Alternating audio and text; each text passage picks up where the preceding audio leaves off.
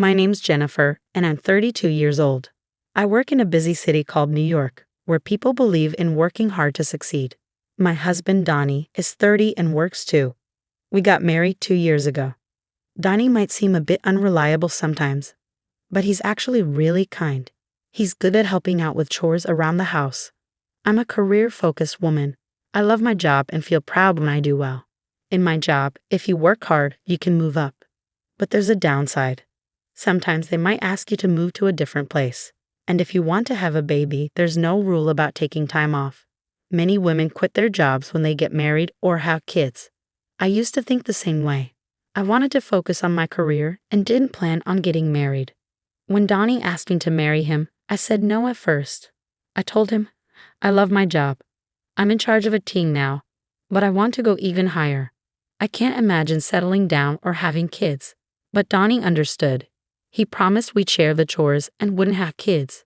Eventually, I agreed to marry him because he was so understanding. Both Donnie and I work, so sometimes we don't split the chores exactly as we planned. But we help each other out, and I think we do pretty well. Sometimes my in-laws make annoying comments like, "You should focus more on your home than your job," or, "When are you having kids?" But it's not too bothersome because Donnie always supports me. Living with Donnie has been nice, and I've learned to enjoy being married.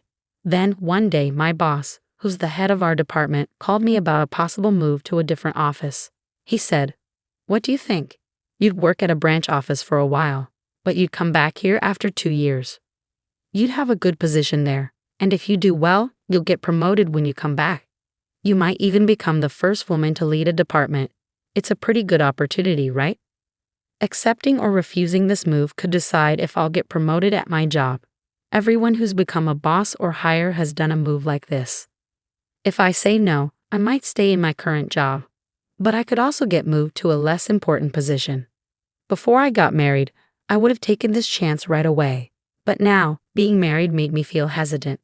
I told my boss, "Thank you for thinking of me. Personally, I'm interested, but since it involves moving, I want to talk to my husband first. Can I give you an answer after that?"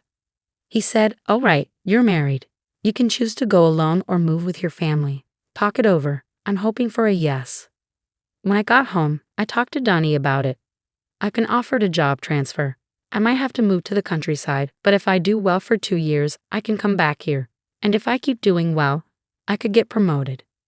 "I want to take this offer if you're okay with it, Donnie. We can move together, or I can go alone. What do you think?" At first, Donnie was surprised, but then he thought about it and said, "If you take this transfer, Jennifer, your dream could come true, right? I can't move with you because I have my job here, but don't worry about me. Go for it." With Donnie's support, I told the company I'd go for the transfer alone and started discussing the details. They agreed to pay for my moving costs and offered some good benefits, like considering my travel days as work days. So I decided to accept the transfer to the branch office. I got the official transfer order and chose to live in a company apartment, which was affordable. On moving day, the movers had already taken my stuff, and Donnie came to say goodbye at the station. "Thanks for seeing me off. I'll keep in touch, and I'll try to come home as much as I can." "Yeah, I'll be waiting. But remember, even though you're working from afar, don't overdo it," Donnie said. "You too," I replied. "It's time. Take care, okay? I'm heading out," Donnie said as he left. And that's how my life as a remote worker began. I planned to come home during holidays and quieter times, but things got rocky at the branch office right after I arrived. "I won't take orders from a woman. How can I trust someone new like her?" one of the local employees complained. I faced resistance from the staff there. They spread rumors about me, didn't listen to my instructions, and even ignored my calls. And then things got worse when a project I was overseeing had a big mistake because one of my team members deliberately kept me out of the loop.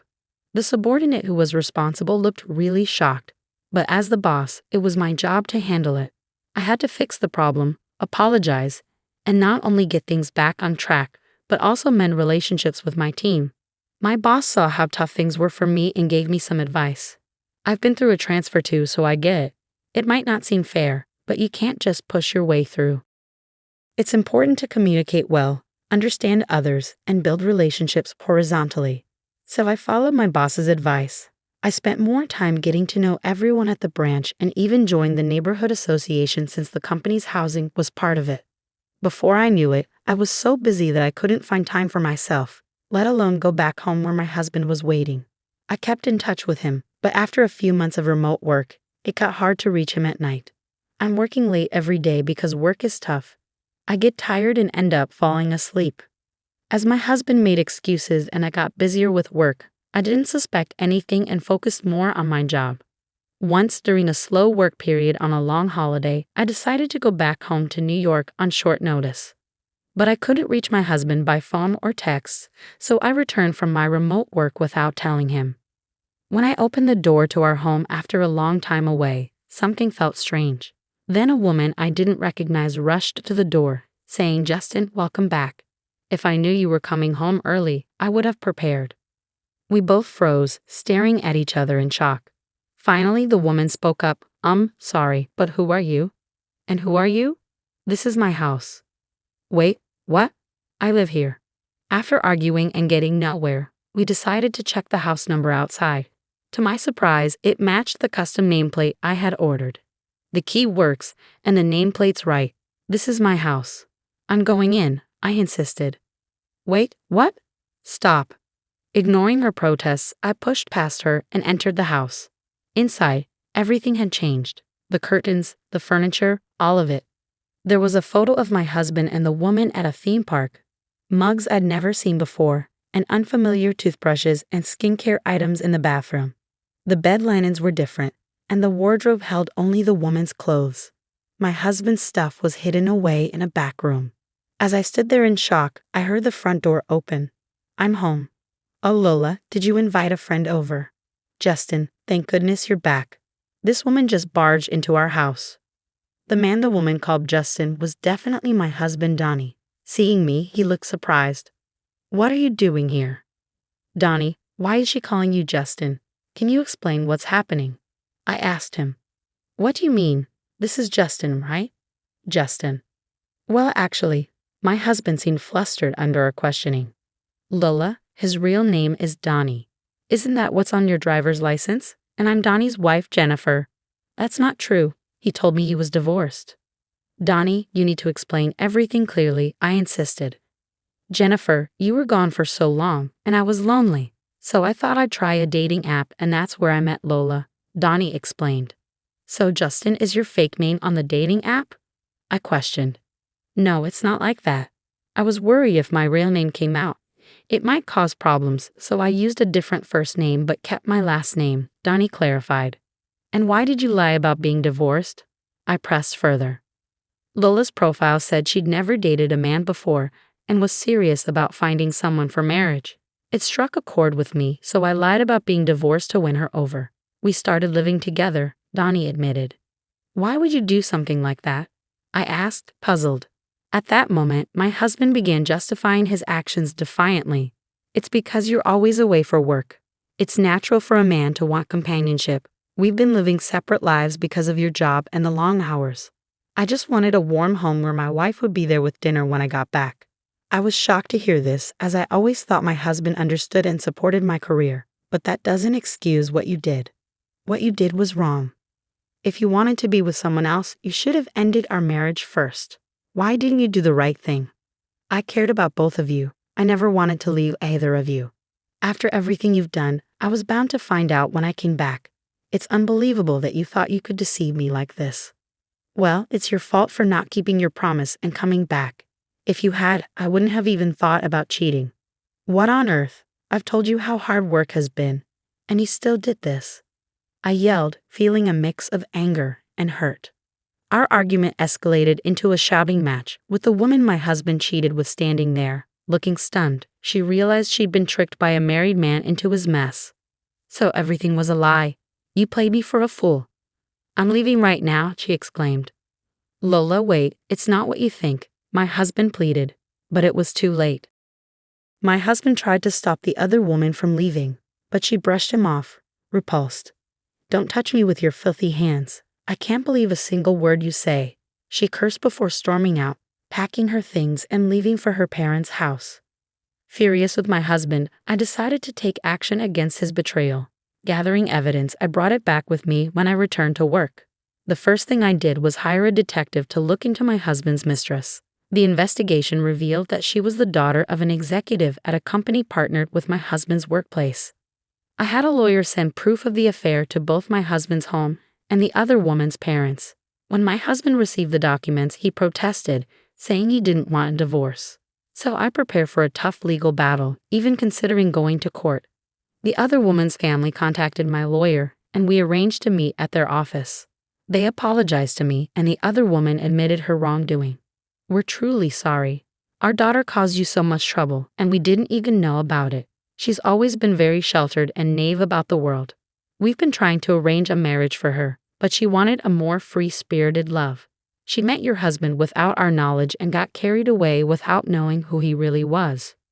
She thought she found a divorced man on a dating app and wanted to move in with him. We told her to stop seeing him, but she didn't listen.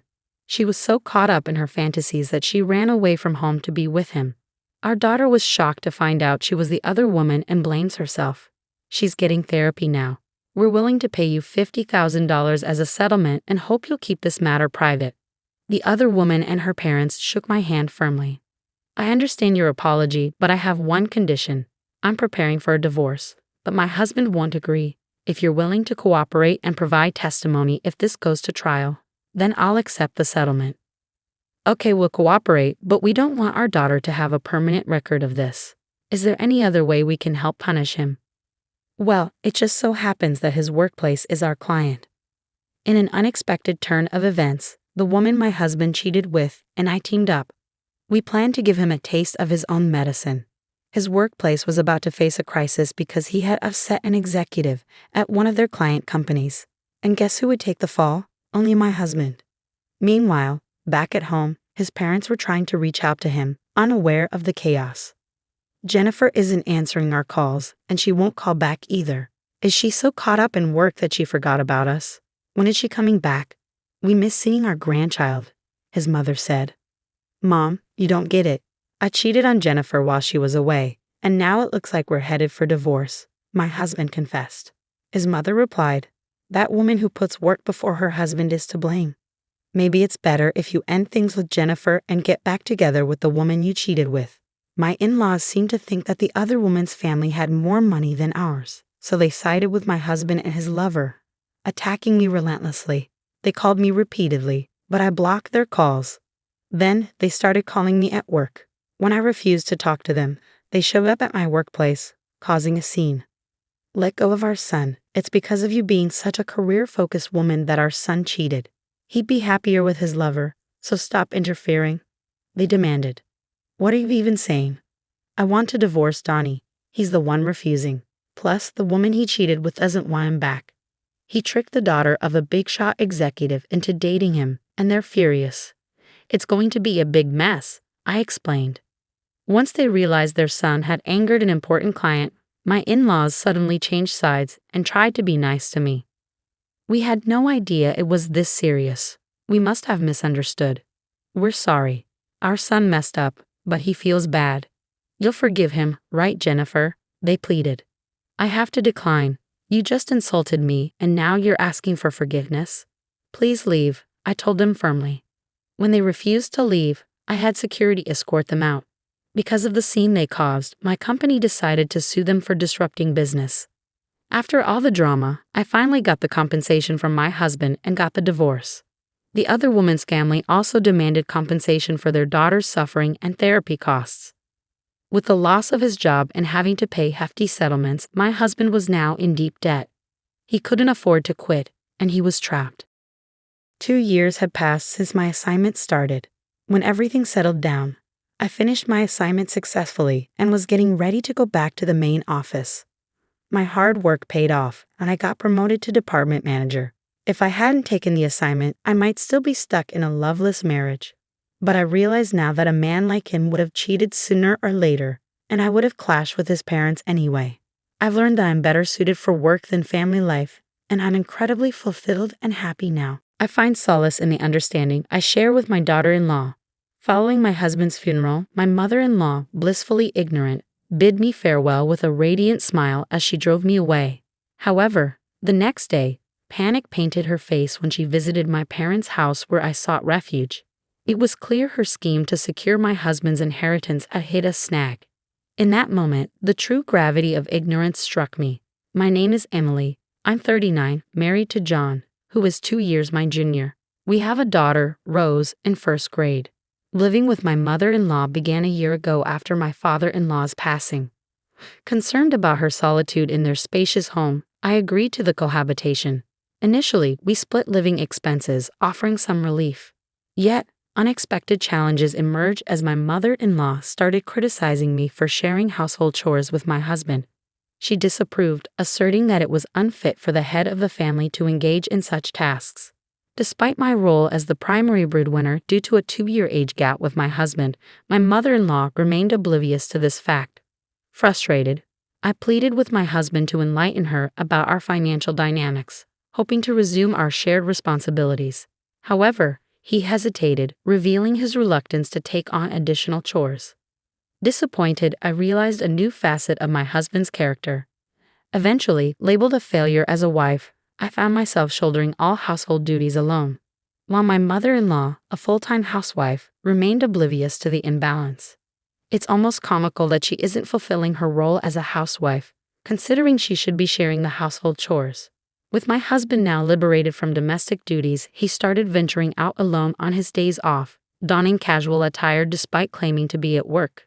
Skepticism gnawed at me, questioning the authenticity of his purported work engagements. Moreover, on weekends, he began frequently checking his smartphone, leaving me curious about what captivated his attention. Despite my interest, he guarded his phone closely, leaving no opportunity for me to investigate. His supposed overtime hours were also inconsistent. He often returned home around the usual time or just an hour later. While suspicions of infidelity lingered, observing his routine on weekdays made me question the validity of such thoughts. A few months later, anomalies in my husband's behavior became more apparent. He had been consistent in contributing his share of living expenses, but now, instead of the customary $670, he was depositing only $600 or sometimes even $540. Perplexed, I confronted him about the financial shortfall, emphasizing my strict principles regarding money matters. With many years of marriage behind us, I expected a straightforward explanation.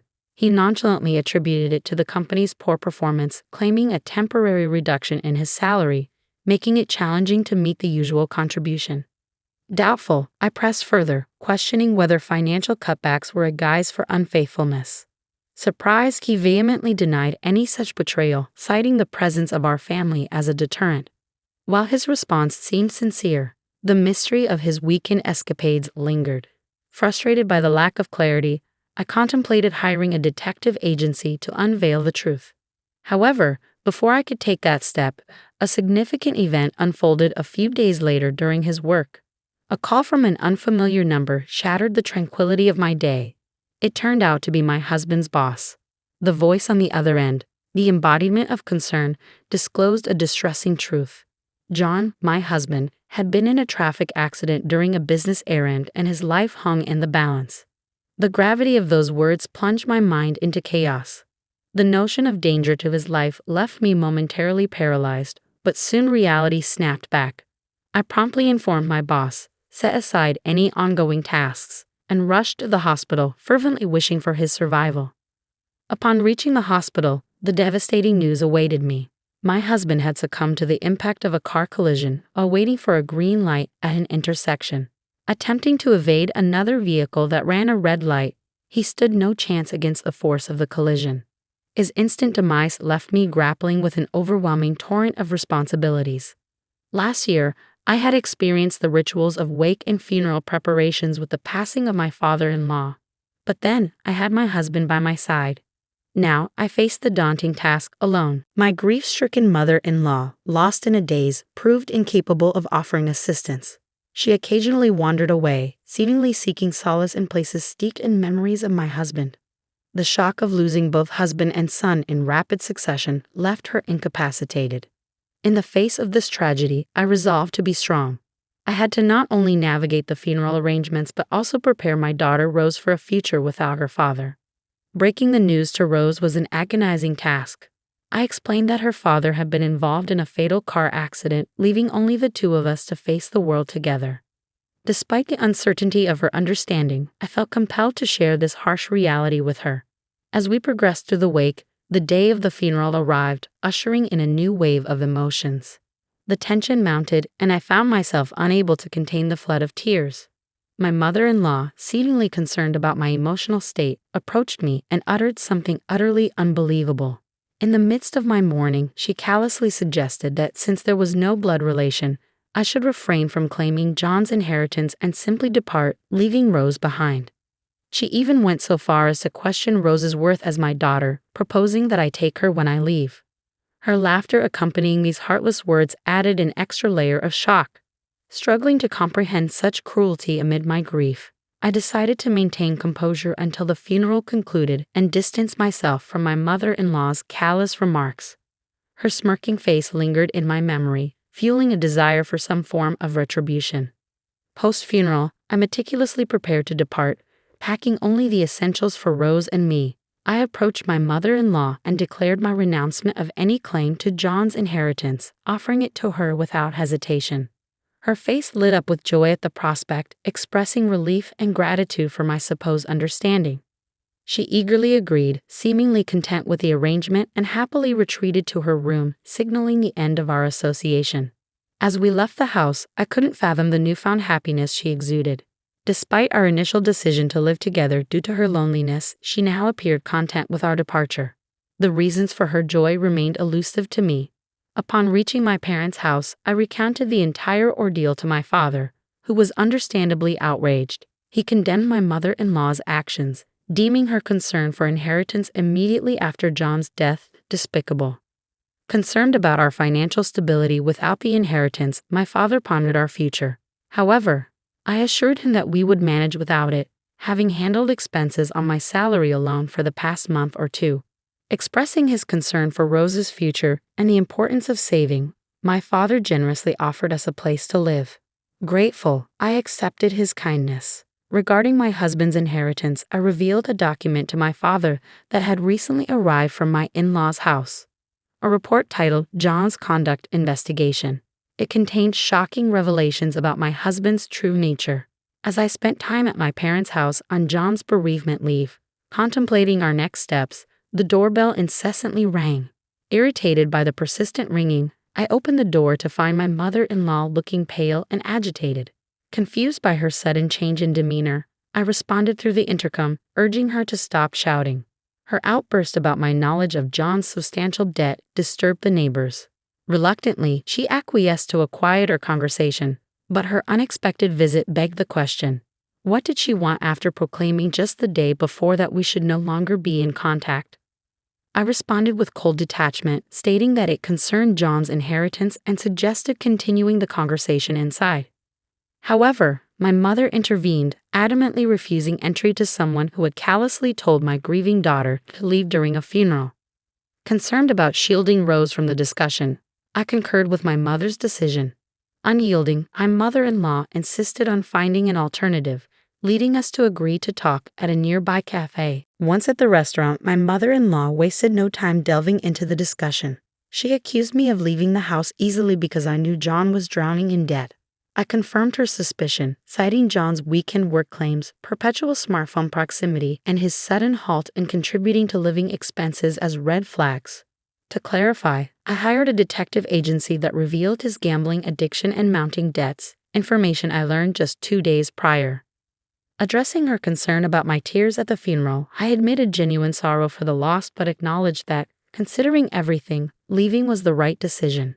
Intrigued, she questioned the total amount of John's debt. Startled, I revealed a demand letter I received that day, a staggering $6,700, contributing to a grand total of $33,700 in debt.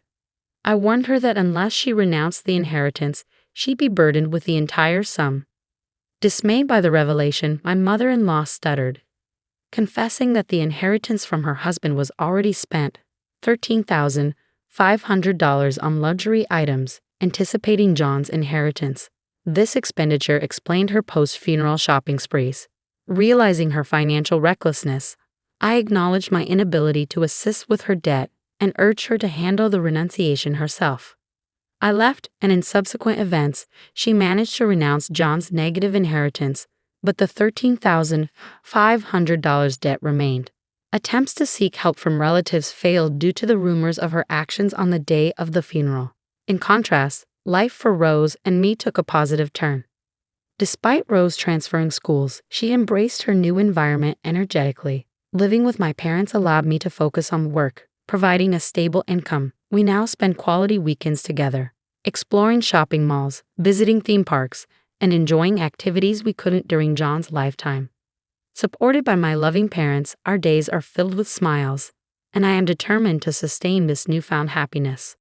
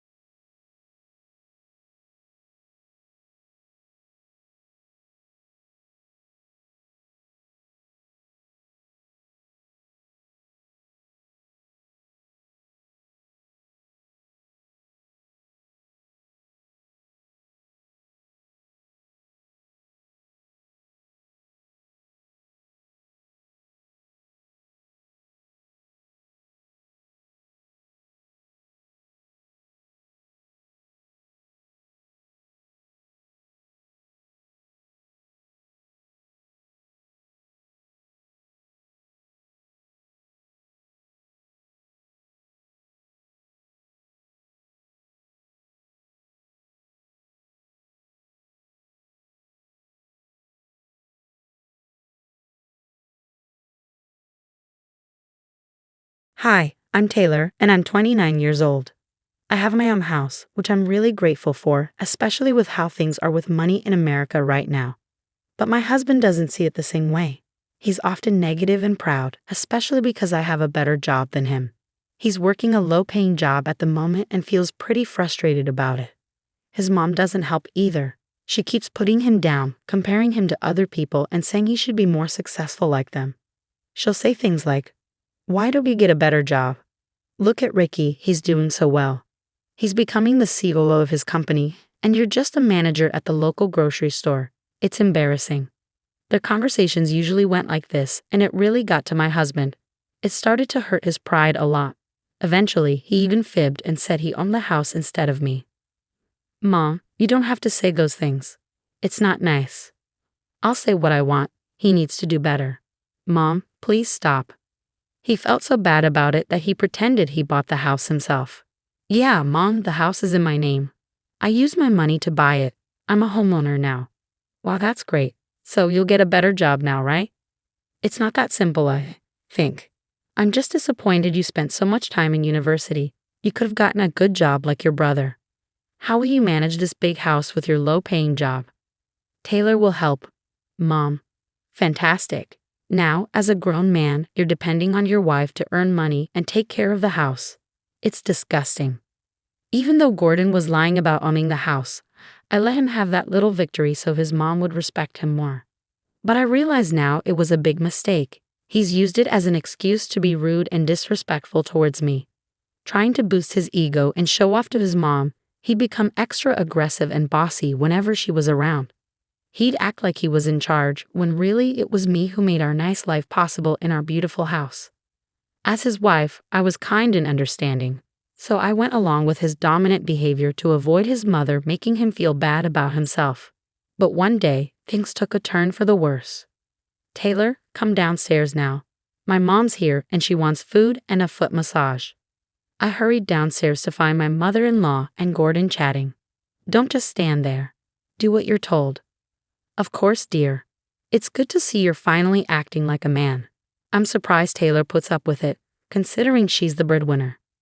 "Yes, but I'm the one who owns the house, so she has to respect me." I'd always roll my eyes internally when he said this. It bothered me how entitled he acted, but I knew it was helping him rebuild his relationship with his mother. Gordon used to be really close with her, but ever since he dropped out of college for a get-rich-quick scheme that turned out to be a scam, the relationship suffered. She warned him against it, but he was too stubborn. When it failed, he was broke and too discouraged to go back to school. Since then, he's been trying to mend things with his mother, but she often ignores him and praises his more successful brother, Ricky. Oh, I forgot to mention, Ricky will be joining us for dinner. Come on, Taylor, let's go make some food. He must be tired after working all day at that big company. Ah, fine. Mariana would often complain to me about how useless her son was whenever she had the chance. Sometimes Gordon overheard these talks. She didn't try to hide her gossiping, which just made her more angry and controlling to show that she was in charge of her household. You might be wondering why I put up with all of this for 8 months, but my patience wore thin when this happened. Mariana and I were in the kitchen, and she was once again talking about how disappointed she was in her son. It's just so sad having a loser for a son. Yeah, I'm sure it is. Honestly, you're stronger than me. I might have left him a long time ago if I were you. I never knew how to respond in these moments. I couldn't agree with her, but I also couldn't disagree, so I'd say something vague. A couple of hours passed and Ricky arrived, greeted by a bitter Gordon. Ricky came into the kitchen to say hello. Hey Taylor, hey Mom. Oh my dear, welcome. You've arrived just in time. Let's set the table. We need to talk to Gordon soon because this has gone too far. Talk to Gordon about what? Oh dear, you'll find out soon. Our visit isn't just a friendly one. We're here to discuss something important with you both. I was confused and a little nervous. What could they want to talk about? After setting the table and saying grace, Mariana decided to reveal her true reason for coming over that day. I have something to say. Ricky and I have been discussing this for a while now, and I think it's time we brought it up with you, Gordon. Yeah, Ricky started. You know, your job right now isn't really enough to sustain. Don't sugarcoat it, Ricky. Gordon, what Ricky means is that your job isn't good enough for you to keep this house. Both Gordon and I were shocked. We'd been found out. You can't keep this house, Mariana continued.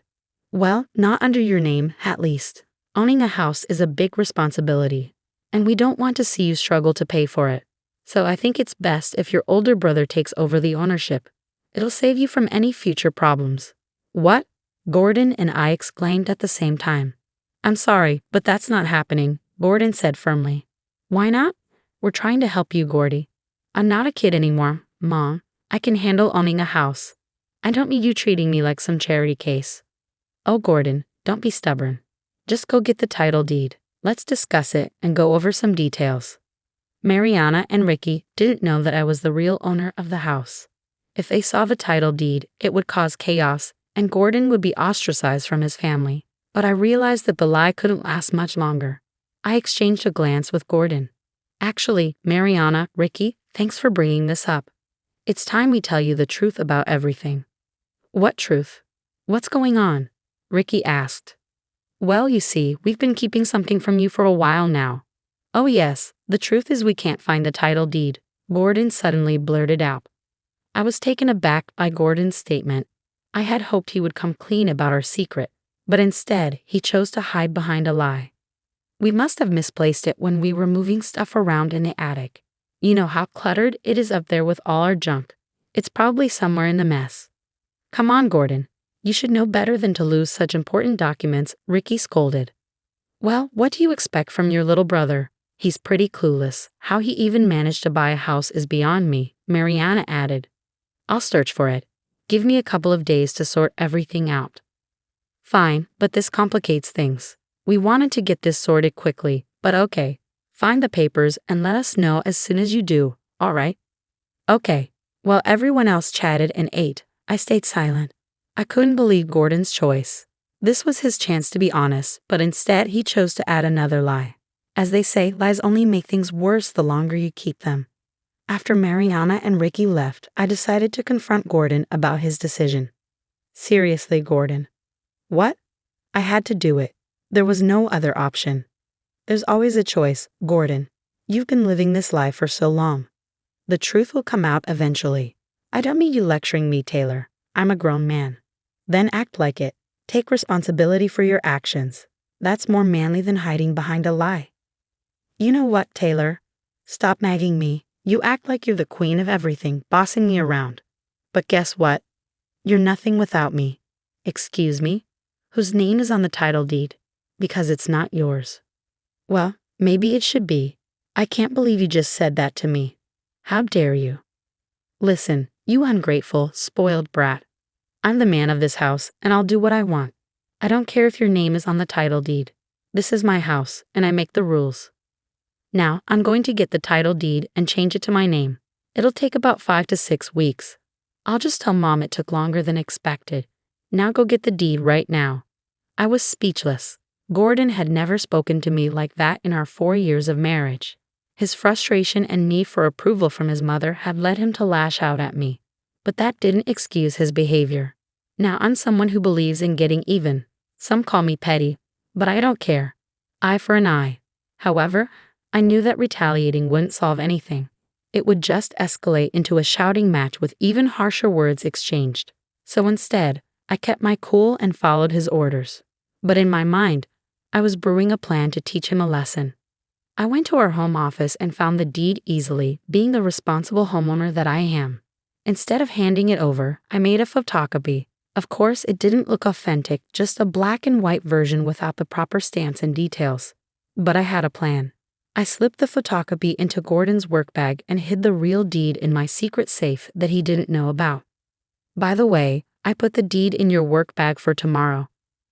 I know you have to leave early, so I took care of it for you. You'll find it in there. Great. I'll need to contact the title company to start the process. The next day, while I was at work, I got a call from Gordon. Hey, babe. You put a photocopy of the title deed in my bag. I need the real one for the process. Oh, did I? My mistake. The guy here won't accept the photocopy, and since your name is on the deed, I think you should be involved in the process too. Unlike you, some of us have demanding jobs that require our full attention. Let's schedule a proper meeting to discuss this. What did you just say to me? Do you need my help or not? I knew I'd angered him, but I didn't care. I wasn't going to let him off the hook easily. He needed to learn a lesson. I was done being accommodating, so I allowed myself to be a little petty and throw some jabs. Especially now, when he needed my help more than ever. Yes, I need your help. Fine, I'll handle everything. Okay, bye. Things were getting tense between Gordon and me because I wasn't putting up with his rude behavior anymore. I was going to make sure he learned his lesson. A week passed and Gordon was on a mission to find that title deed.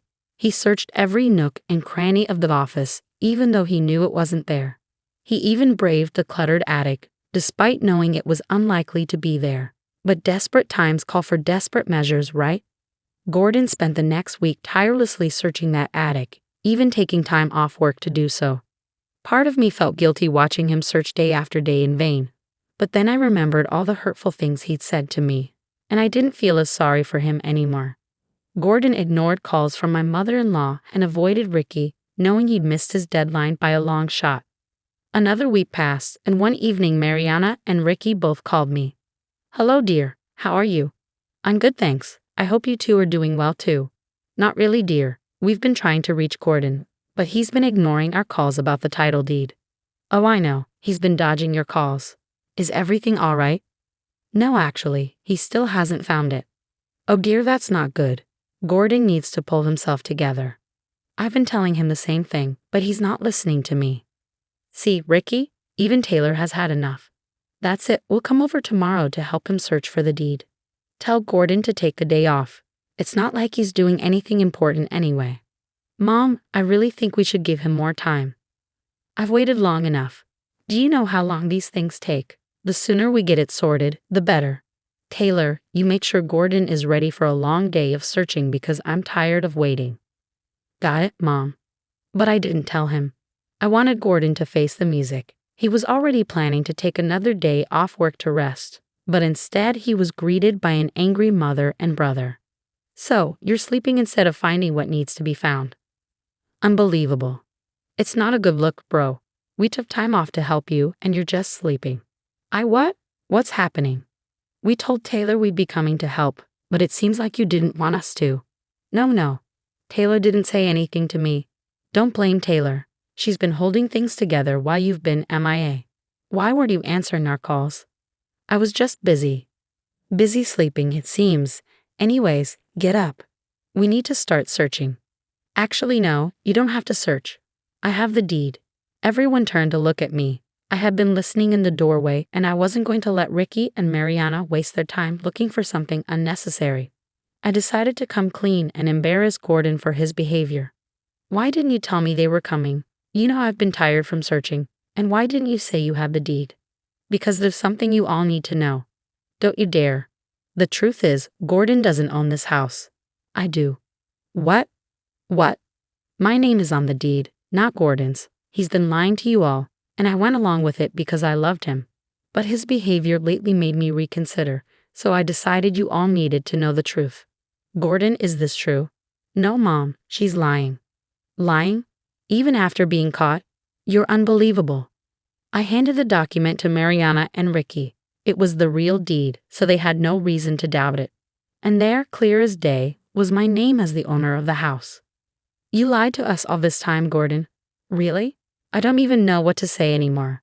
But I do, Gordon. You're pathetic. Don't try to deny it. You attacked me, saying I'm nothing without you, when in reality, you're the one who needs me. Wakey said that. Yes. That day you proposed changing the name on the deed. He said a lot of hurtful things. You know I didn't mean it, Taylor. Why would you do this to me? You're my wife. Oh, I thought I was ungrateful. I thought I was a spoiled brat. Well, this is how ungrateful, spoiled brats act, sweetie. Mom, let me explain. No, I've heard enough, Gordon. You've disappointed me for the last time. You kept up this facade to impress me? You've already let me down. It wouldn't be surprising if you weren't the true owner of this house. But to lie about it for almost a year and mistreat Taylor so much has left a bad taste in my mouth. I can't even look at you. With that, Mariana got up and left, despite Gordon's desperate attempts to stop her. He begged and pleaded, but she was done. Ricky, please, bro. I swear I wasn't trying to. Shut up. I should punch you right now for wasting Mom's time, for wasting my time, and for wasting Taylor's time, effort, love, and energy. This woman endured your foolishness for so long, and you still treated her like garbage. You're crazy. Save it. Don't bother contacting us for a while. Mom needs some time. Ricky left too, leaving just Gordon and me in the house.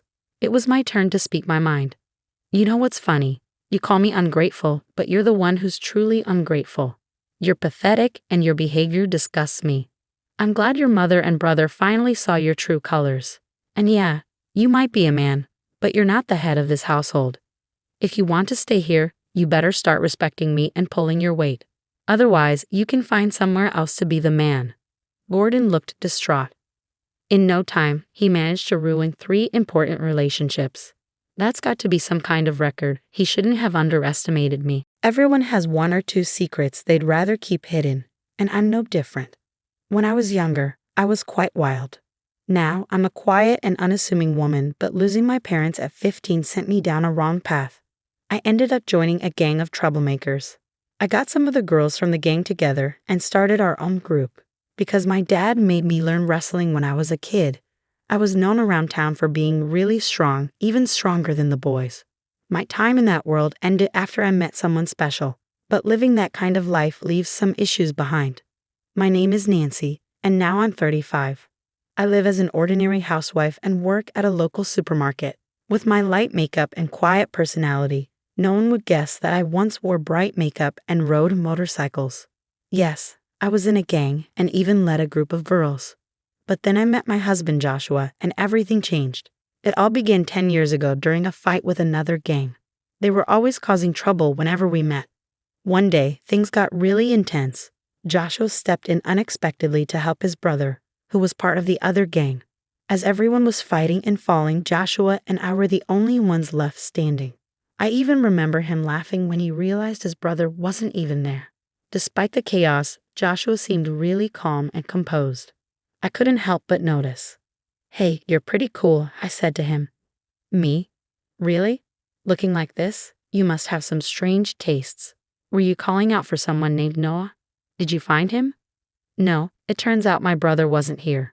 That's how our quiet chat began. Joshua's brother was a troublemaker beyond saving. Joshua even took up boxing to try and set him straight. He couldn't stand by and watch wrongdoing happen.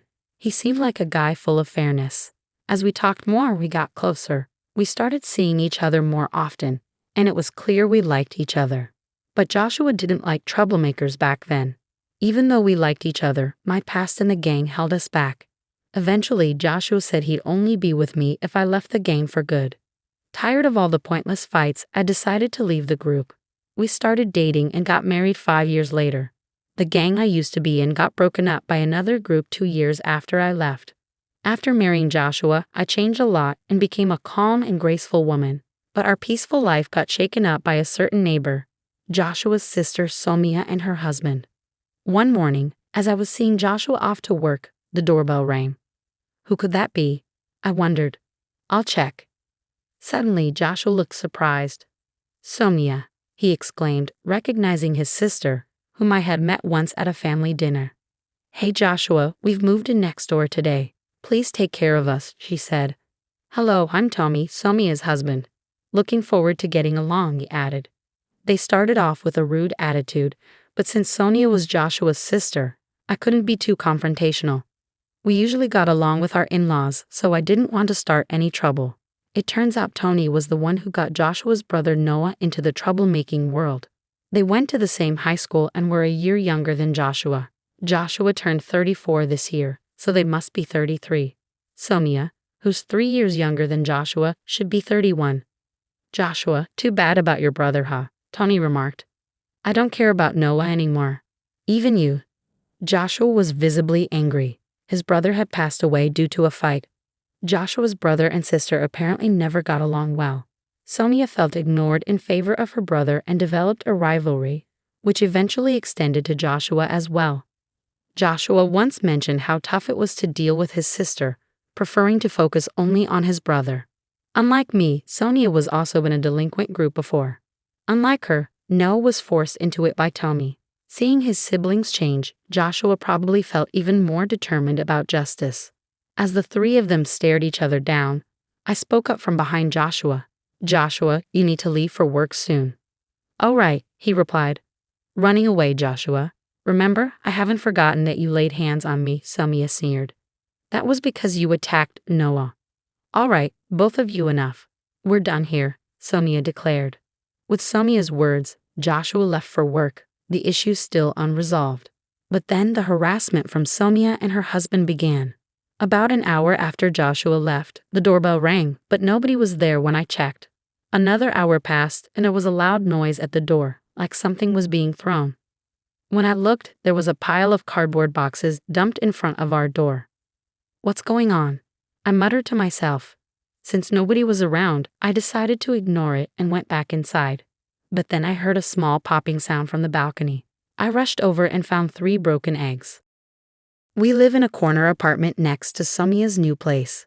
This means the harassment likely came from her apartment since there are no neighbors on one side, and it's too high for someone from below.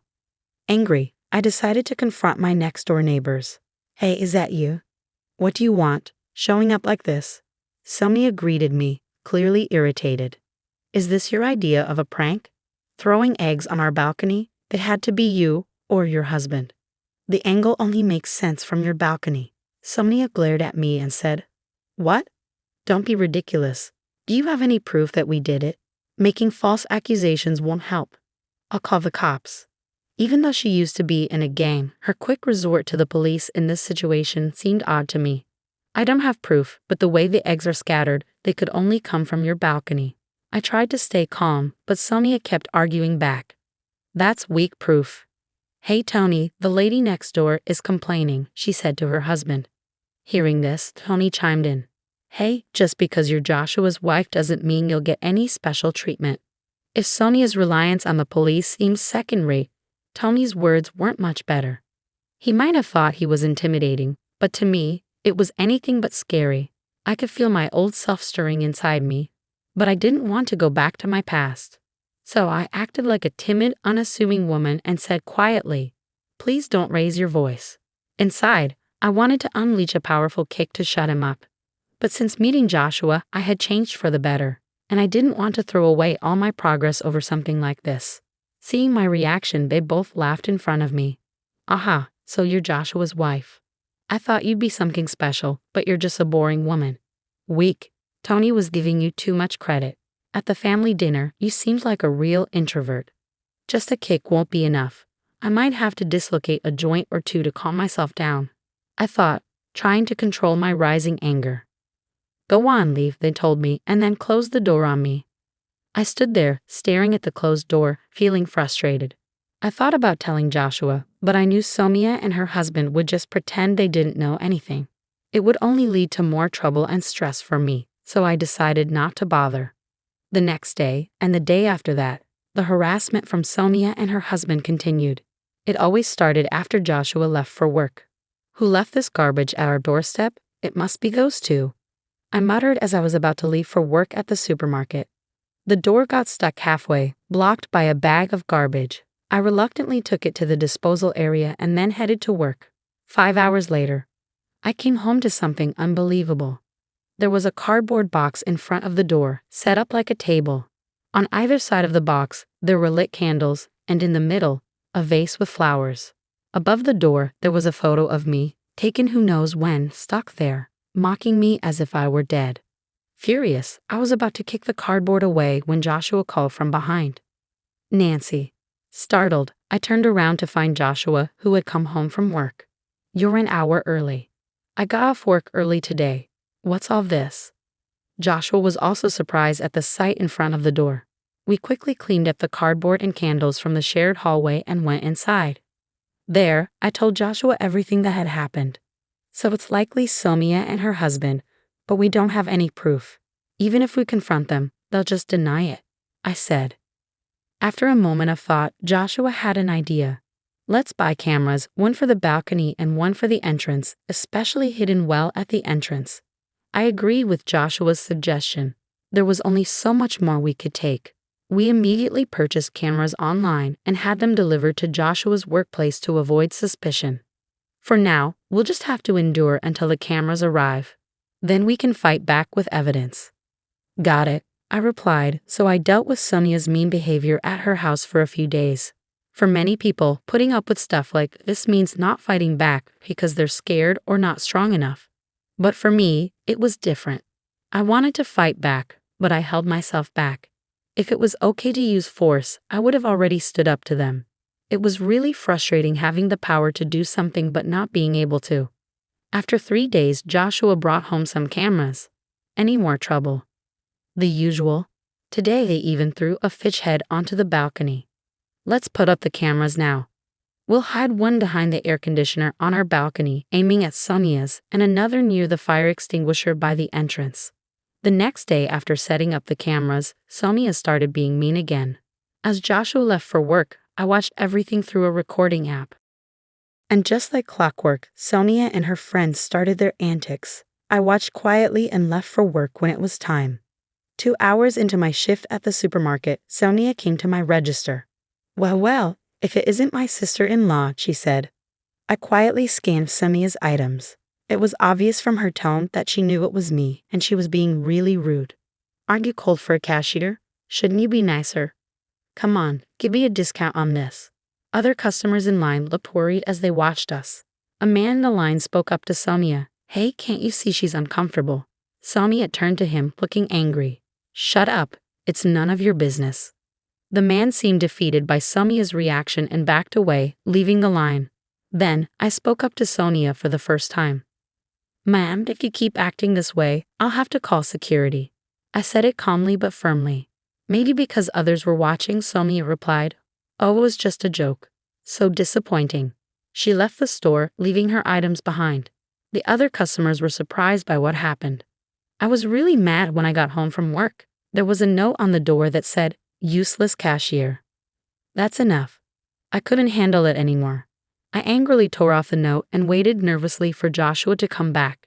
When he got home, we watched the footage from the cameras.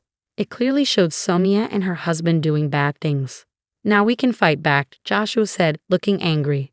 Okay, let's go. When we rang Soumya's doorbell, Tommy answered. You two again. What do you want now? Soumya came up behind him, asking lazily, What's up, Joshua? We're ready to fight back, I thought as I started to speak, but Joshua stopped me and stepped forward. Nancy, let me handle this. Soumya told me if you keep bothering us, there will be consequences. Joshua's voice was firm and threatening. Tony replied, What, you want to fight? You got proof we did anything? You're just making accusations. Before Tommy could finish, Joshua played the video from the recording app. This video shows what you've been doing wrong. We put up cameras because your harassment was too much. This made Sonia and Tommy quiet, which was unusual for them. Sonia looked a bit worried and turned to Tommy, while Tony glared back at us with a deep frown. You caught us this time, I said seriously. But remember, the trouble started from your side. Tony replied, so you want to solve this with a fight, huh? Hold on, Joshua, I'm calling someone. Call whoever you want. We'll be ready, Joshua said firmly, not backing down as things got more intense. Tommy urgently talked into the phone. William, I need help now. His tone was different from before, now begging for help. After hanging up, he turned back to us. Get ready. Willie, the toughest guy around here, is coming. He looked smug, thinking he'd win with someone else's help, but it showed he was really a coward. Why not face us yourself? I asked. Keep talking. I know your strength. This time, I brought someone special to make sure you both feel real fear, Tommy said, trying to scare us. 5 minutes later, William arrived, the guy Tommy had talked big about, but he looked surprised when he saw us. William, hey, it's been a while. Sonia and Tommy seemed excited, expecting a lot from him, but that excitement quickly faded. What's happening? Yeah, it's been a while, Will, I said, calling him Will, which left Sonia and Tommy puzzled. Joshua greeted him too. Hey Will, long time no see. The couple looked even more confused. Confused, Tommy asked, what's going on? How do you know William? Tommy looked nervous and William looked between us. I just said, Will, let's not do this, okay? Angry, Tony snapped, stop messing around. Will, do something please. Sonia and Tony were panicking, not understanding what was happening. But then Will spoke up. Hey, did you mess with Nancy? His question left them shocked for a moment. So what if we did? Tommy answered, sounding unsure. Will exploded, you idiots. Do you even know who you're dealing with? His scolding left them stunned. They clearly had no clue. Seeing this, I turned to Joshua and asked, hey, can I go back to how I was 15 years ago just for now? But instead of Joshua, it was Will who replied, Nancy, please don't. If you do something, it could get worse than just a fight. What, are you giving me orders now, Will?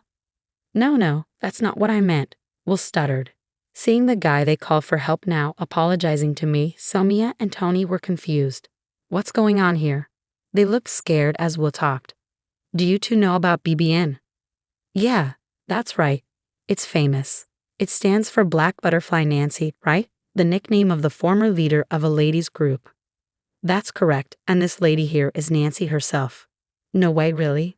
Both of them lost their tough act instantly. Will continued. Back then, I led another group, but we got beat by Nancy's group. She could handle 30 people alone. Sonia and Tommy now looked at me with fear. It made sense. They thought they were picking on someone weaker, only to find out she was the leader of a group they used to be a part of. I didn't know Nancy was practically a legend. We joined the group 6 months after you left, Sonia said. They joined after I left. Will had been in the group with me and stayed even after I left, looking after Sonia and Tommy. He left just before a rival group took us down. By then, Tony was the leader. Before you ruined it, the group was unbeatable. You can't mess with Nancy, Will said. The group that took us down is now the strongest. But if Nancy was still around, she'd still be the strongest. Seeing Sonia and Tony crumble, Will turned to me and said, please forgive them for my sake. Watching Will apologize, Sonia and Tony seemed defeated. They never expected their call for help to go so wrong. Fine, but you owe us, I said, glaring at them. They let out a small gasp. For a month, you'll clean this apartment and our balcony since you made a mess. If you miss even one day, I won't be so nice next time. Okay, Sonia agreed, clearly intimidated. Tommy just nodded vigorously, unable to speak. Watching them, Will remarked, nobody can really challenge Nancy. Hearing this, Joshua, who had been quiet until now, finally spoke up. But I don't like troublemakers. If Nancy hadn't changed, I wouldn't be here. He said it softly, and I looked up at him. Don't worry, I won't let that side of me out again. At this, Will burst into laughter, and we all ended up laughing together. Will and Joshua knew each other because we met after I left the group. We ran into Will while on a date and ended up having tea together. Now that's settled. Why don't you join us for dinner, Will? The three of us left Sonia and Tommy slumped by the entrance and went to our apartment. Before going inside, Joshua added, Sonia, you're my sister, so I'll let it go this time. But there won't be a next time. Watching him, I wondered if he too had that same fighting spirit as us. From that day on, Sonia and her husband stopped bothering us. They kept their promise and cleaned our balcony and the shared areas of the apartment. Even though they were just troublemakers doing chores, other residents stopped paying them much attention after a while. After a month, Sonia and her husband left without a word. Even Joshua, their family, didn't know where they went. Maybe they felt uncomfortable staying there. We didn't bother looking for them further and thought they made a wise decision. Finally, we had our peaceful life back. Neighborhood problems are common, but I never thought I'd be so involved. At least it ended well. I have a past I'd rather not talk about. Joshua has kept it secret all this time. I'm not ashamed of everything in my past, but I've learned from my mistakes. I just want to cherish my life with Joshua now, and I hope to never show my true self to anyone again. That's all I'm thinking about now. I'm Harley. I'm 34 years old, and I'm a bold and self-reliant woman. Let me tell you about the crazy journey of my relationship with my husband Dominic. Get ready, because it's going to be a wild ride. Dominic and I had our ups and downs, like most couples. Even though I loved him a lot, there was one big problem. His mom, Charlotte. She was always critical of me. No matter what I did, she never seemed happy. Whenever we had family gatherings, Charlotte would make mean comments about my cooking. She acted like she was a fancy chef and I couldn't cook at all. She complained about the taste, how things looked, and say I wasn't as good as her. It felt like she was trying to prove that I wasn't good enough for her son. But it wasn't just about my cooking. Charlotte had a talent for making me feel small in other ways too. Once, at a dinner party, I proudly told everyone about a big promotion I got at work, hoping for a pat on the back. Instead, she just brushed it off like it was no big deal, saying it wasn't as good as what her friends' kids had achieved. It made me feel invisible, like she didn't care about my success. And our wedding? It should have been a happy day, but Charlotte made it her mission to criticize everything, from where we had it to what colors we used. Nothing was good enough for her. She'd whisper her disapproval to anyone who'd listen, ruining what should have been the best day of my life. You'd think my husband, Dominic, would stand up for me, right? Well, not quite. Bless him, he had this weird blind spot when it came to his mom. He couldn't see how she treated me, made me feel small, and acted like I didn't matter. It hurt a lot. And his dad, Caleb, was the only one who seemed to get it and call her out. But I wish Dominic would be the one to stand up for me. After all, I was his wife, his partner, and I deserved his support no matter what. But every time, I felt let down. Dominic stayed quiet, letting his mom's words hurt me over and over again. It was like being cut by tiny knives, again and again.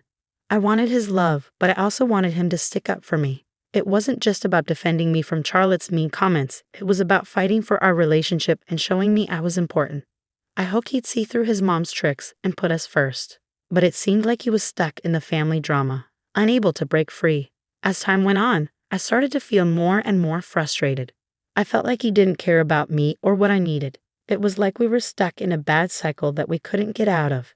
The beginning of the end came when Dominic said he had to go on yet another business trip, this time to Tampa for a week. Another trip? Seriously, Dominic? It's a really important meeting that couldn't wait, babe, he said. But you just got back from another one. Can't someone else do it? And why Tampa all of a sudden? I asked, surprised. He had only just come back from a different business trip, so this sudden one made me wonder. I tried to tell him how I felt, hoping he'd understand, but his answers didn't help much. But I let it go. I'll bake, even though I'm not sure about this. You know, sometimes things just come up unexpectedly in business, I said reluctantly. Yeah, it's just business, okay. Even though I had my doubts, I didn't push it too much and off he went on this business trip. The first 3 days of Dominic's trip went by, and my suspicions got even stronger. I decided to FaceTime him like I usually did when he was away, but he kept choosing audio calls instead. Hey, can we do a video chat tonight? Sorry, the hotel Wi-Fi isn't great, so audio calls are better for now. But everything's fine, don't worry. Wi-Fi problems. It seemed too convenient, didn't it? Babe, don't worry about it. Dominic reassured me. But I couldn't help but worry. Sometimes I'd hear a woman's voice in the background, and it made my doubts grow stronger, making me even more uneasy. I felt like Dominic was hiding something, like there was more to this trip than he was letting on. The trust between us was starting to crack, leaving me with a sense of uncertainty that hung over our relationship. Despite my doubts, I stayed quiet and accepted his excuses for those 3 days. It was hard to believe. 3 whole days had gone by, and I still hadn't seen Dominic. Not only did he avoid video calls, but our audio calls kept getting shorter and shorter. I had to find out what was really going on. On the 4th day, I tried to FaceTime Dominic again, hoping to get some answers. But when the call connected, instead of seeing Dominic, it was Charlotte who answered. She was sitting in a beach chair with sunglasses on and a tan. I was shocked. "Charlotte, what are you doing there? Where's Dominic?" She smirked, looking pleased with herself. "Oh, Harley dear, you didn't think he was on a business trip, did you? Honestly, I can't say he needed to go to Tampa to keep this from you, but I suppose that just shows how pushy you can be." I couldn't believe what I was hearing. Dominic had lied to me, and his mother was there, enjoying herself while I was left in the dark. Anger started to bubble up inside me as I realized they had been deceiving me. "So you're telling me you both planned this secret vacation without me?" "Well, yes," she admitted. "Why?" I demanded. "Because I wanted to visit my hometown, and I wanted to do it with my son. Is that so wrong?" Charlotte replied. "Of course not. But why keep it a secret? Why exclude me?" I pressed. "Because this trip is just for me and my son," she explained. "But I'm his wife. I should have been included. This could have been a chance for us to work out whatever issues you have with me, and I could really use a vacation too," I argued. "Well, tough luck. You didn't get one." "Sorry, not sorry," Charlotte retorted. "I'm going to set aside your childish behavior for a moment to say this. Even if you wanted this special trip without me, it would have been okay. I'm an adult. You can tell me if I'm not invited to something. I can handle it. But here's the thing. We kept it a secret from you because we simply didn't want you to know. It's as simple as that. We didn't care if you wanted to come or if you would have been okay with us going alone. We just didn't want you to know. But your constant calls were annoying, so I decided to just tell you," Charlotte explained. "Are you serious, Charlotte? What's gotten into you? Has all that sun fried your brain?" I shot back. "How dare you insult me like that? You're taking this too far. You're acting like such a drama queen," she retorted. "I'm not being dramatic. I have every right to be upset, especially after years of putting up with your nonsense," I responded. Charlotte shrugged, pretending to be innocent. "Oh, Harley dear, sometimes it's better not to know everything your husband does. It was just a little secret getaway, just for us, something special. You wouldn't understand the bond we have." A rush of emotions flooded through me, betrayal, anger, and sadness. It was obvious they had planned this together, leaving me out and feeling completely deceived. As I realized the extent of their deceit, I couldn't help but wonder what else they had lied about. How long had these secret trips been happening? Why were they so insistent on keeping me in the dark, and what else were they hiding from me? The trust I had in Dominic was falling apart, and I snapped out of my thoughts when I heard his voice getting closer. "Mom, why did you answer the phone? What's going on?" Dominic's voice sounded tense. "It's time Holly knew the truth." "It's been 4 days," his mother replied firmly. Dominic snatched the phone from his mother, his face going pale as he realized the mess he was in. He stared at the screen, knowing he was caught in a lie. "Why did you lie about the business trip, Dominic? And the Wi-Fi was fine the past few days, wasn't it?" I demanded. "I didn't want you to be mad at me," he admitted. "Well, of course I'm mad. I thought you were avoiding me. Is it strange that you want to spend time with your mom?" "Yeah, a bit. But Dominic, you haven't been standing up for me, and I've been feeling distant from you already. If you wanted mom-son time, you could have just said so. Even if I was upset about not being invited, it would have been better than feeling like this," I argued. Anger surged through me as Dominic tried to explain himself.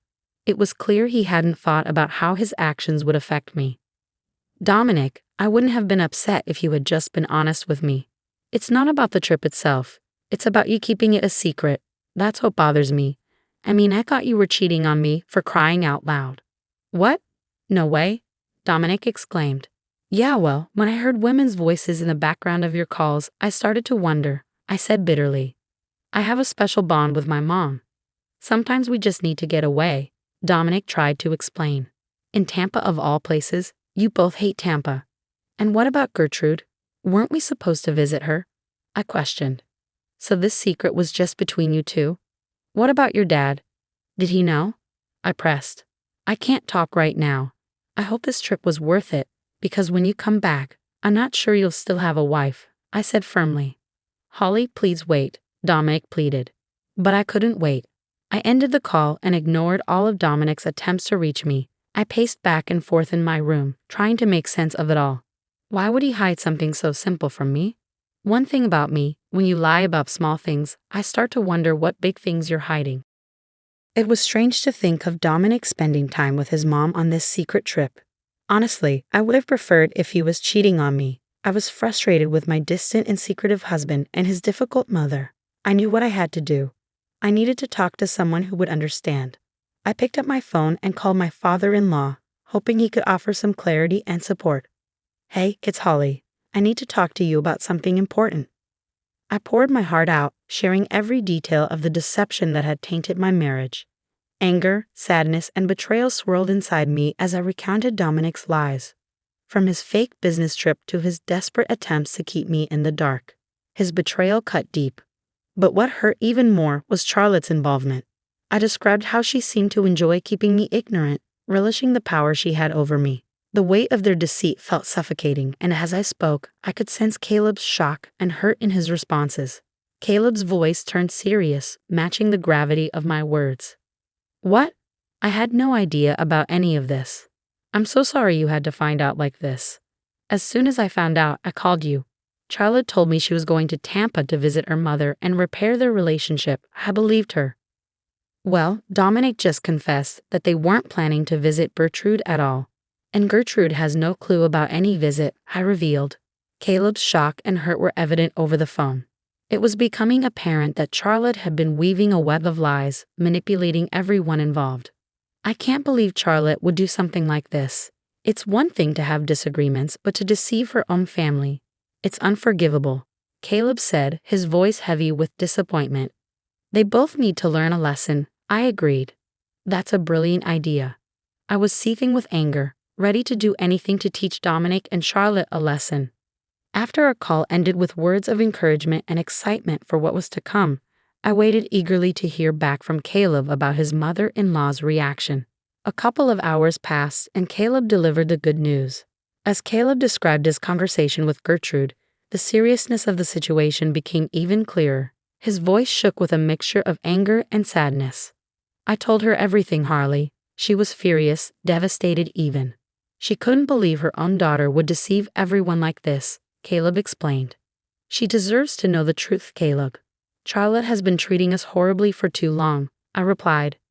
Gertrude has decided to take action, Harley.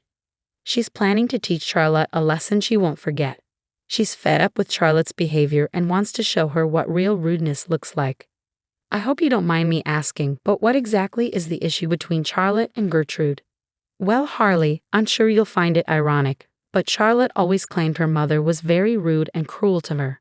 They've had a rocky relationship since Charlotte ran away at 16, being in and out of touch for years.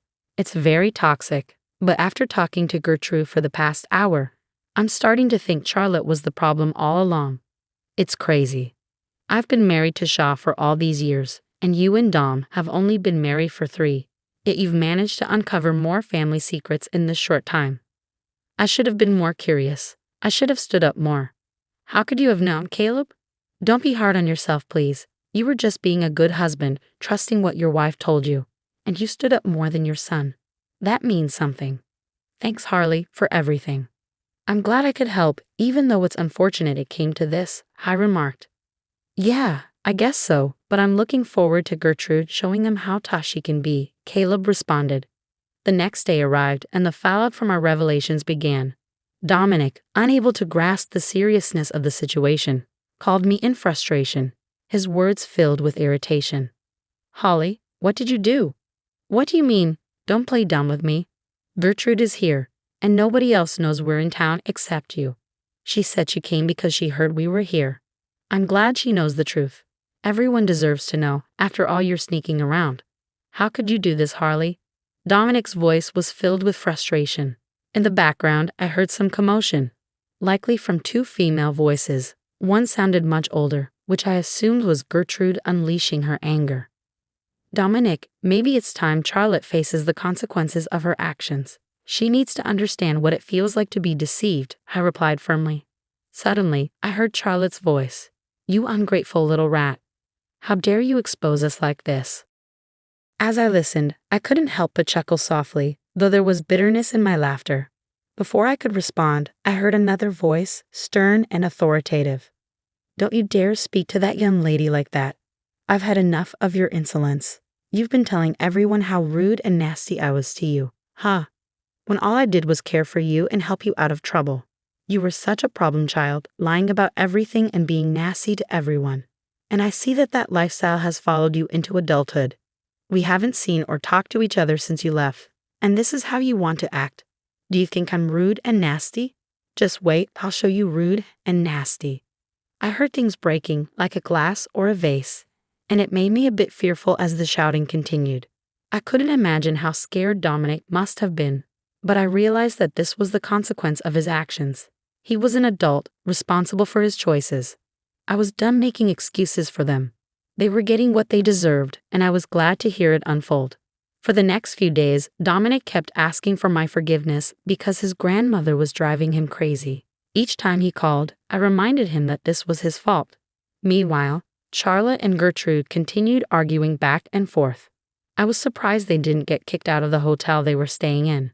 As their 7-day trip came to an end, Dominic revealed something even more shocking.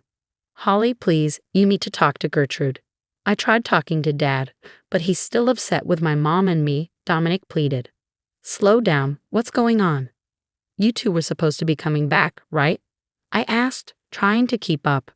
I thought you learned your lesson, I added. Well, Gertrude doesn't think so. She's planning to board the plane with us, Dominic explained. What? She wants to follow us home and make sure my mom starts acting like a respectable adult and not some crazed teenager, he continued. Wow, that's unexpected. Maybe next time you'll stand up for what's right and not go along with your mother's schemes. See you when you get here, I replied. Harley, I regret everything. Haven't you punished us enough? Please talk to Gertrude and tell her she doesn't have to come with us. Dominic pleaded desperately. I don't think so, sweetie. Who am I to argue with that woman? She's terrifying. I responded to Dominic's plea. How do you think we feel? He asked. Honestly, Dom, I don't care how you feel. You've been lying to me for God knows how long, and you never stood up for me when your mom treated me poorly. You're getting your karma. Don't be mad at me now. Have a safe flight. Well, as safe a flight as you came with these two ladies being together, I retorted firmly. As I hung up the phone, a sense of satisfaction washed over me. Finally, the tables had turned and I had stood up against the toxicity that had plagued our lives for too long. Gertrude, the unexpected ally, had unleashed her own brand of justice, and I couldn't help but feel a glimmer of excitement. Now I await their return, expecting stories from Gertrude, as I'm sure she continued to make their lives difficult on that flight. Revenge never tasted so sweet. Hello, I'm Kayla, a 36-year-old woman. The past few months have been really tough for me, and I'm having to relearn a lot of things. My husband Tom caused a lot of the trouble I'm in, but a kind person stepped in and helped me avoid even more pain. First, let me tell you about the people in my story. The first person is my sister, Maya. She's 6 years younger than me and very pretty. Growing up, we didn't get along because I was a nerd and she was popular. She always picked on me and seemed jealous for some reason. My mom tried to help us get along, but it didn't really work. When I went to college, we didn't talk much. But after I graduated and she was a teenager, we started talking again. Our relationship got a little better, but we never got really close. That was the best we could do, and I was okay with that. Next, let me tell you about my ex-husband, Tom. We met at work and got along really well. We dated for about 3 years before getting married. We worked hard and bought our first house together. I earned more money, so the mortgage and deed were in my name. After 2 years of marriage, Tom asked me about having children. Honey, I was wondering about something, and I need you to think about this with an open mind. All right, what is it? I've been thinking that we've been together for a while now, and maybe we could start a family of our own. Tom, you know how I feel about that. I know, but we have the money for it, and it would be really cute to have little versions of us running around, don't you think? Yeah, but kids are a lot of work and responsibility. We're the most hardworking and responsible people we know. Come on, give it some thought, okay? I promise I'll help take care of them. Just keep that in mind, okay? Even though I wasn't keen on having kids, I gave in because Tom kept bringing it up. First, we had a son, and 3 years later, we had a daughter. Initially, Tom was very helpful, but that quickly changed. Suddenly, I was responsible for everything at home, including the kids. After our first child, Tom insisted I stop working because he had gotten a promotion and was earning more than me. I tried to resist, but eventually, I decided it wasn't worth the fight and accepted my new role. To avoid getting bored at home, I took up a new hobby, hosting dinners. I often invited my mom and sister, who lived nearby, and my mother-in-law, Megan, whenever she was in town. Eventually, I started to feel comfortable in my new life. I got to spend a lot of time with my family, and that made me happy. Tom and I were doing okay. I had gone through some trauma after giving birth to our second child, where I almost died, which affected our relationship. I didn't think anything else was wrong, but oh, how wrong I was. As I was cleaning my room, I found a pair of panties that definitely weren't mine. My heart sank as I stared at them, wondering if I wasn't enough for my husband. I had been feeling different lately, but I had just had our second child. It had been over a year since then, and I was still recovering. I had been going to therapy, making slow progress. But it didn't seem enough because Tom was cheating on me. Once the shock wore off, I was filled with anger and betrayal. I needed to know who my husband was cheating on me with and why. First, I sent Tom a picture of the underwear and asked him whose they were. Then, I checked his laptop. I logged into his social media accounts and went through his chats. At first, I didn't see any unknown women, which confused me more. I looked through his messages but found nothing. In my desperation, I went through every chat, even though I knew it was foolish because everyone in his contacts was someone. I couldn't believe that anyone in my life could hurt me that much. Then I realized that my sister's contact ID was everywhere I looked. At first, I didn't think much of it because why would my sister and husband talking be suspicious? But when I checked their chats, I felt sick to my stomach.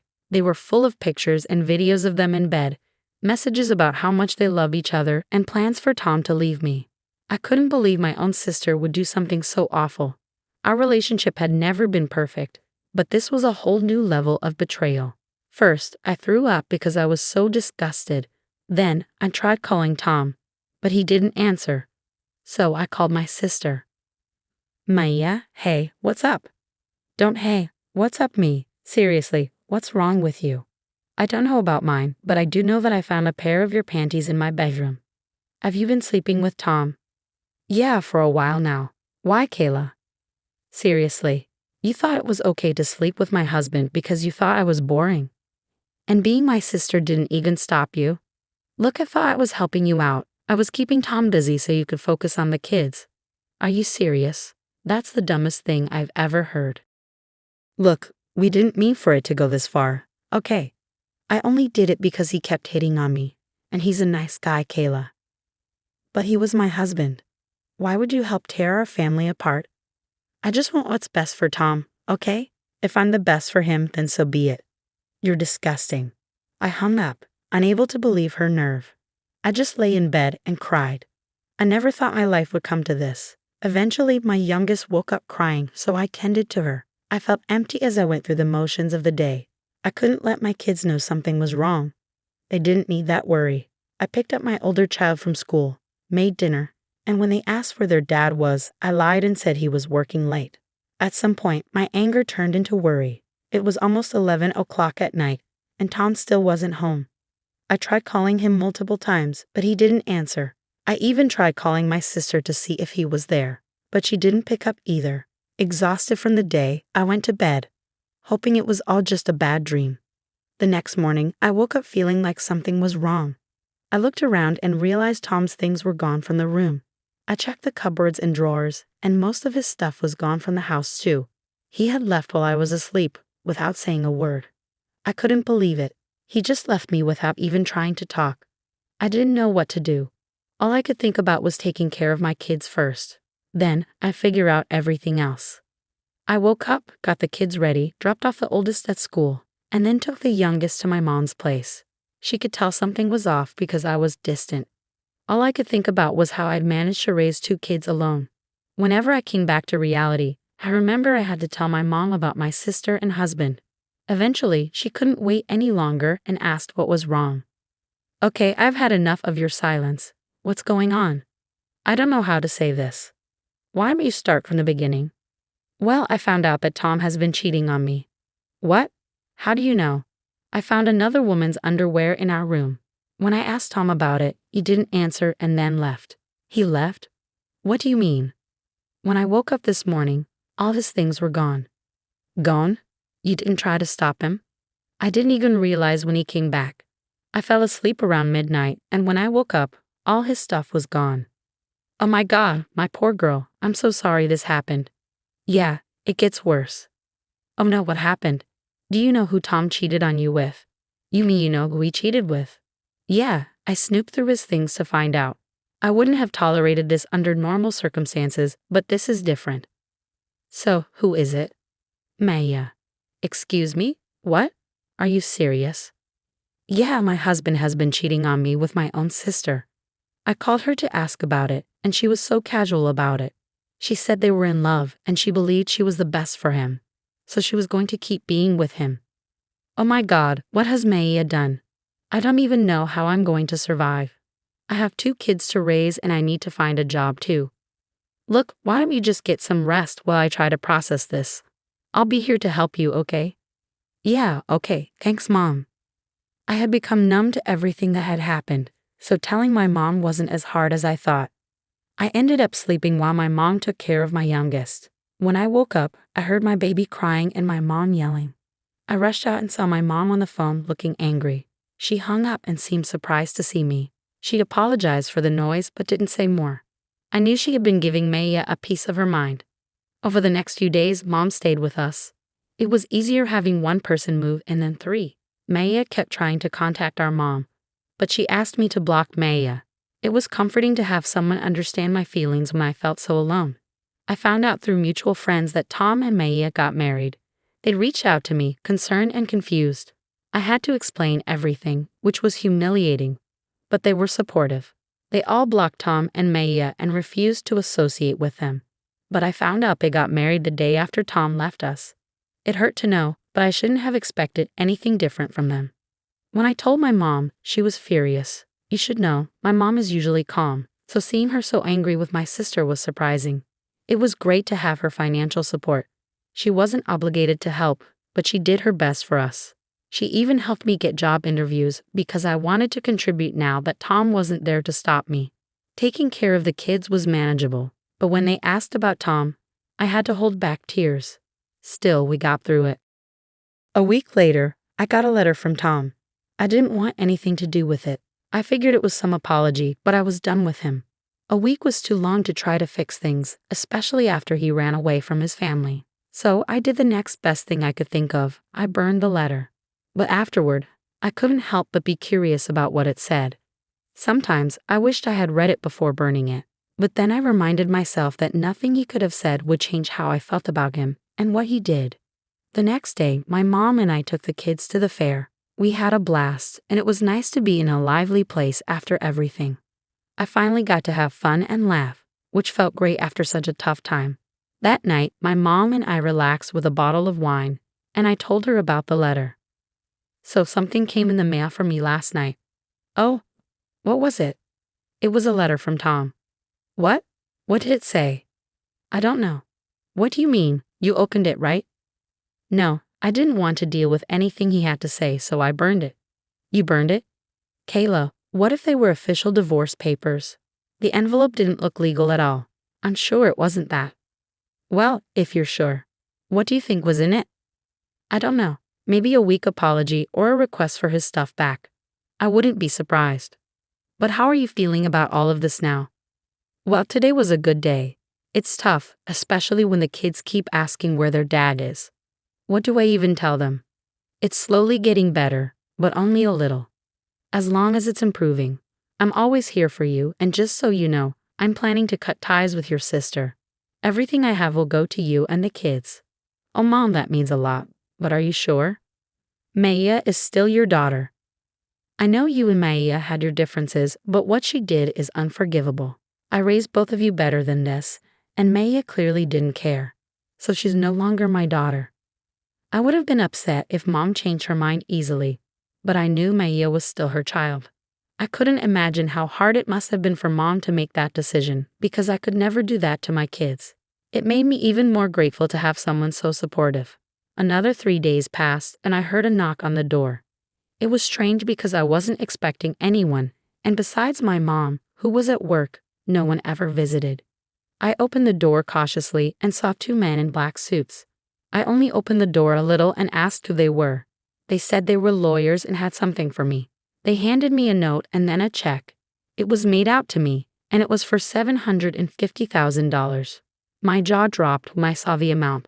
I tried to tell them there must be a mistake, but they said there wasn't and urged me to read the note. The note began with, "Thank you for saving me." As I read on, I realized the money was from my mother-in-law, Megan. She explained that she had visited us 3 days ago, but no one was home.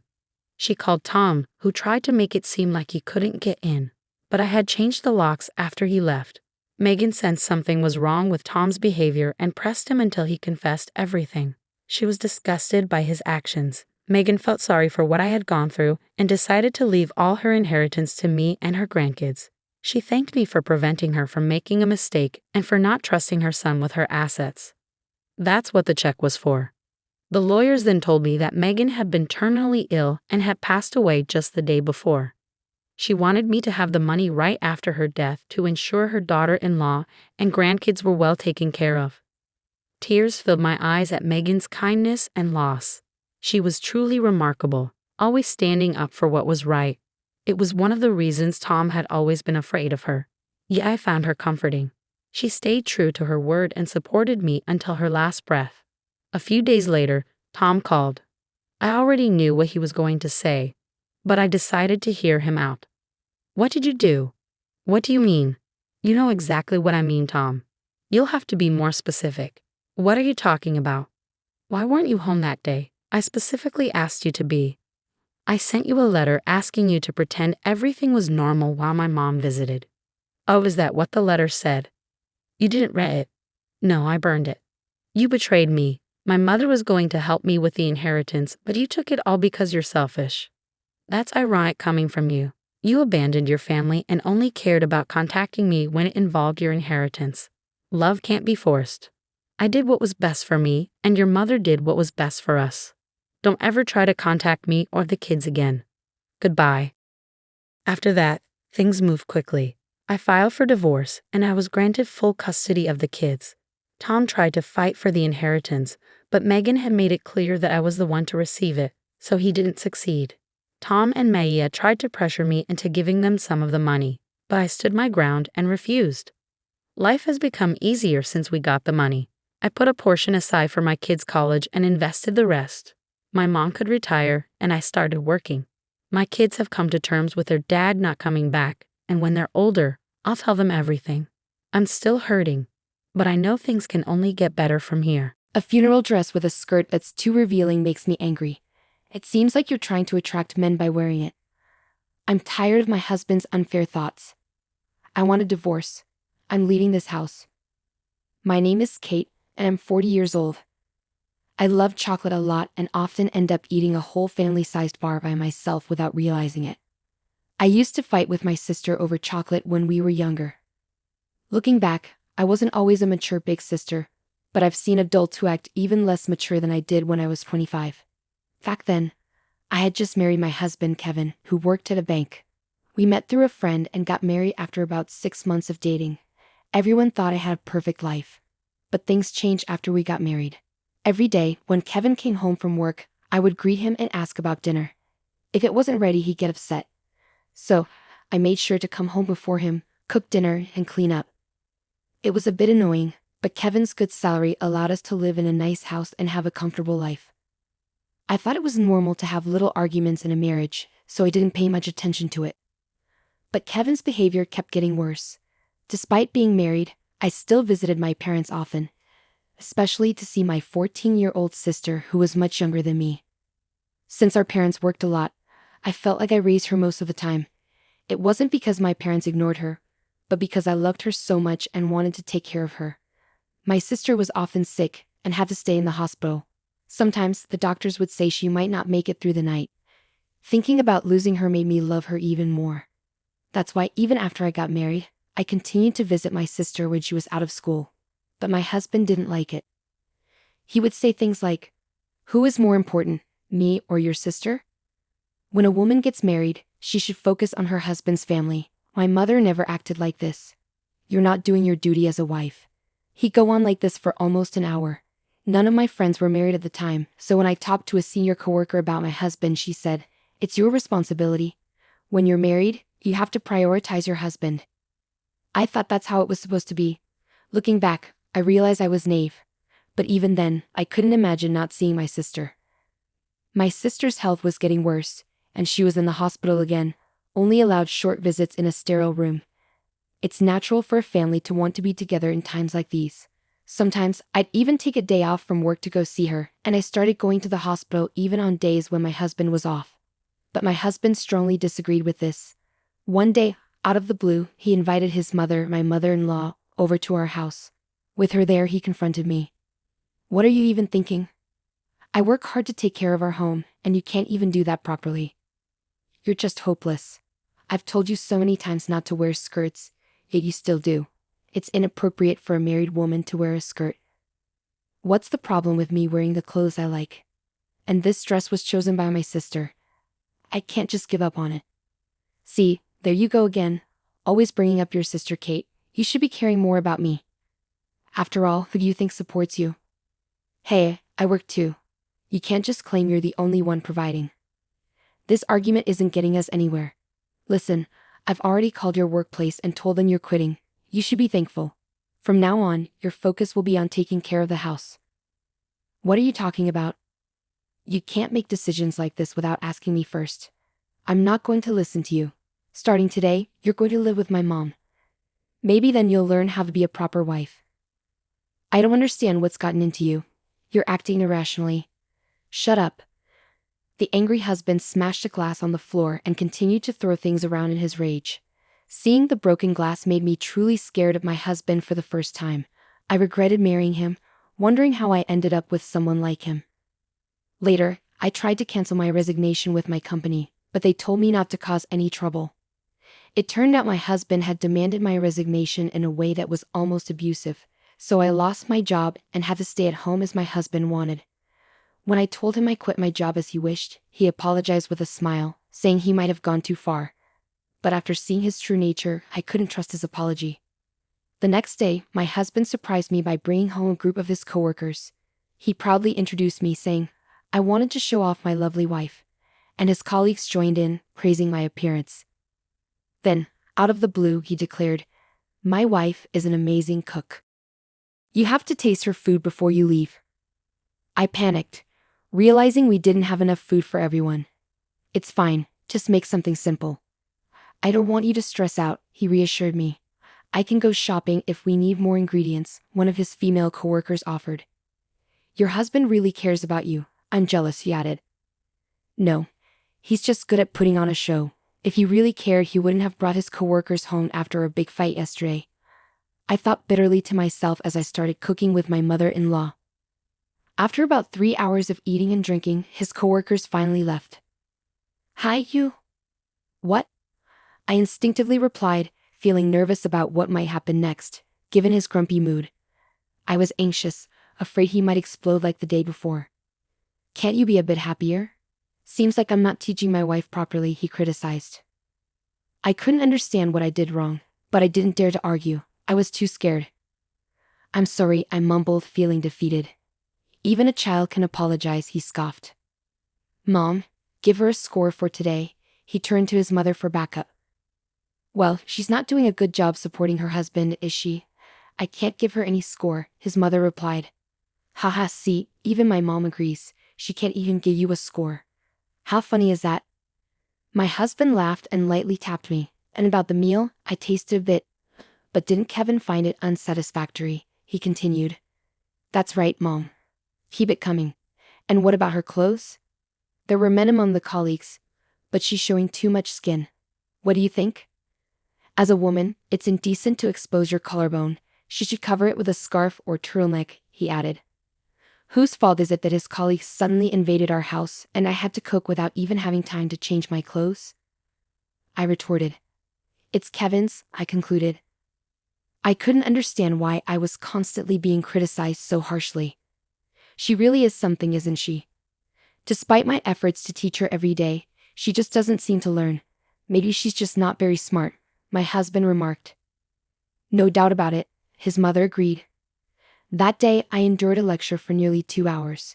By the time I finally got a chance to take a bath and go to sleep, it was almost 4 a.m. I had to wake up soon to prepare my husband's lunchbox, so I decided to skip sleep altogether. Despite everything, my husband continued to try to teach me a lesson, especially when I kept visiting my younger sister. About a month and a half later, I received the heartbreaking news of my sister's passing. I wished it was a lie, I murmured, desperately hoping that my mother's announcement of my sister's passing was just a cruel joke. I had been warned countless times about my sister's critical condition, and I had even shared what I thought would be my last moments with her. I thought I was prepared, but my heart couldn't accept the reality. She was only 14 years old. I questioned whether my sister, who endured painful treatments and constant hospital stays, had truly found happiness in her life. As her older sister, I had been able to bring her joy. However, the last expression I saw on her face in the hospital was a smile. It seemed she hadn't suffered. You fought bravely and you did your best. Thank you for everything, I whispered through tears as I hugged my sister and bid her a final farewell. The funeral passed in a blur, and I realized I hadn't been home for several days. I informed my husband about my sister's passing, but as expected, he didn't bother to attend the funeral. Instead, he said something hurtful like, "You should prioritize me over the dead." Unable to bear such cruel words at such a time of grief, I ignored him and hung up the phone. When I finally returned home, weighed down by sorrow, my husband and mother-in-law were waiting for me at the door, looking stern and unwelcoming. You're quite late, aren't you? My husband remarked. A family member has passed away.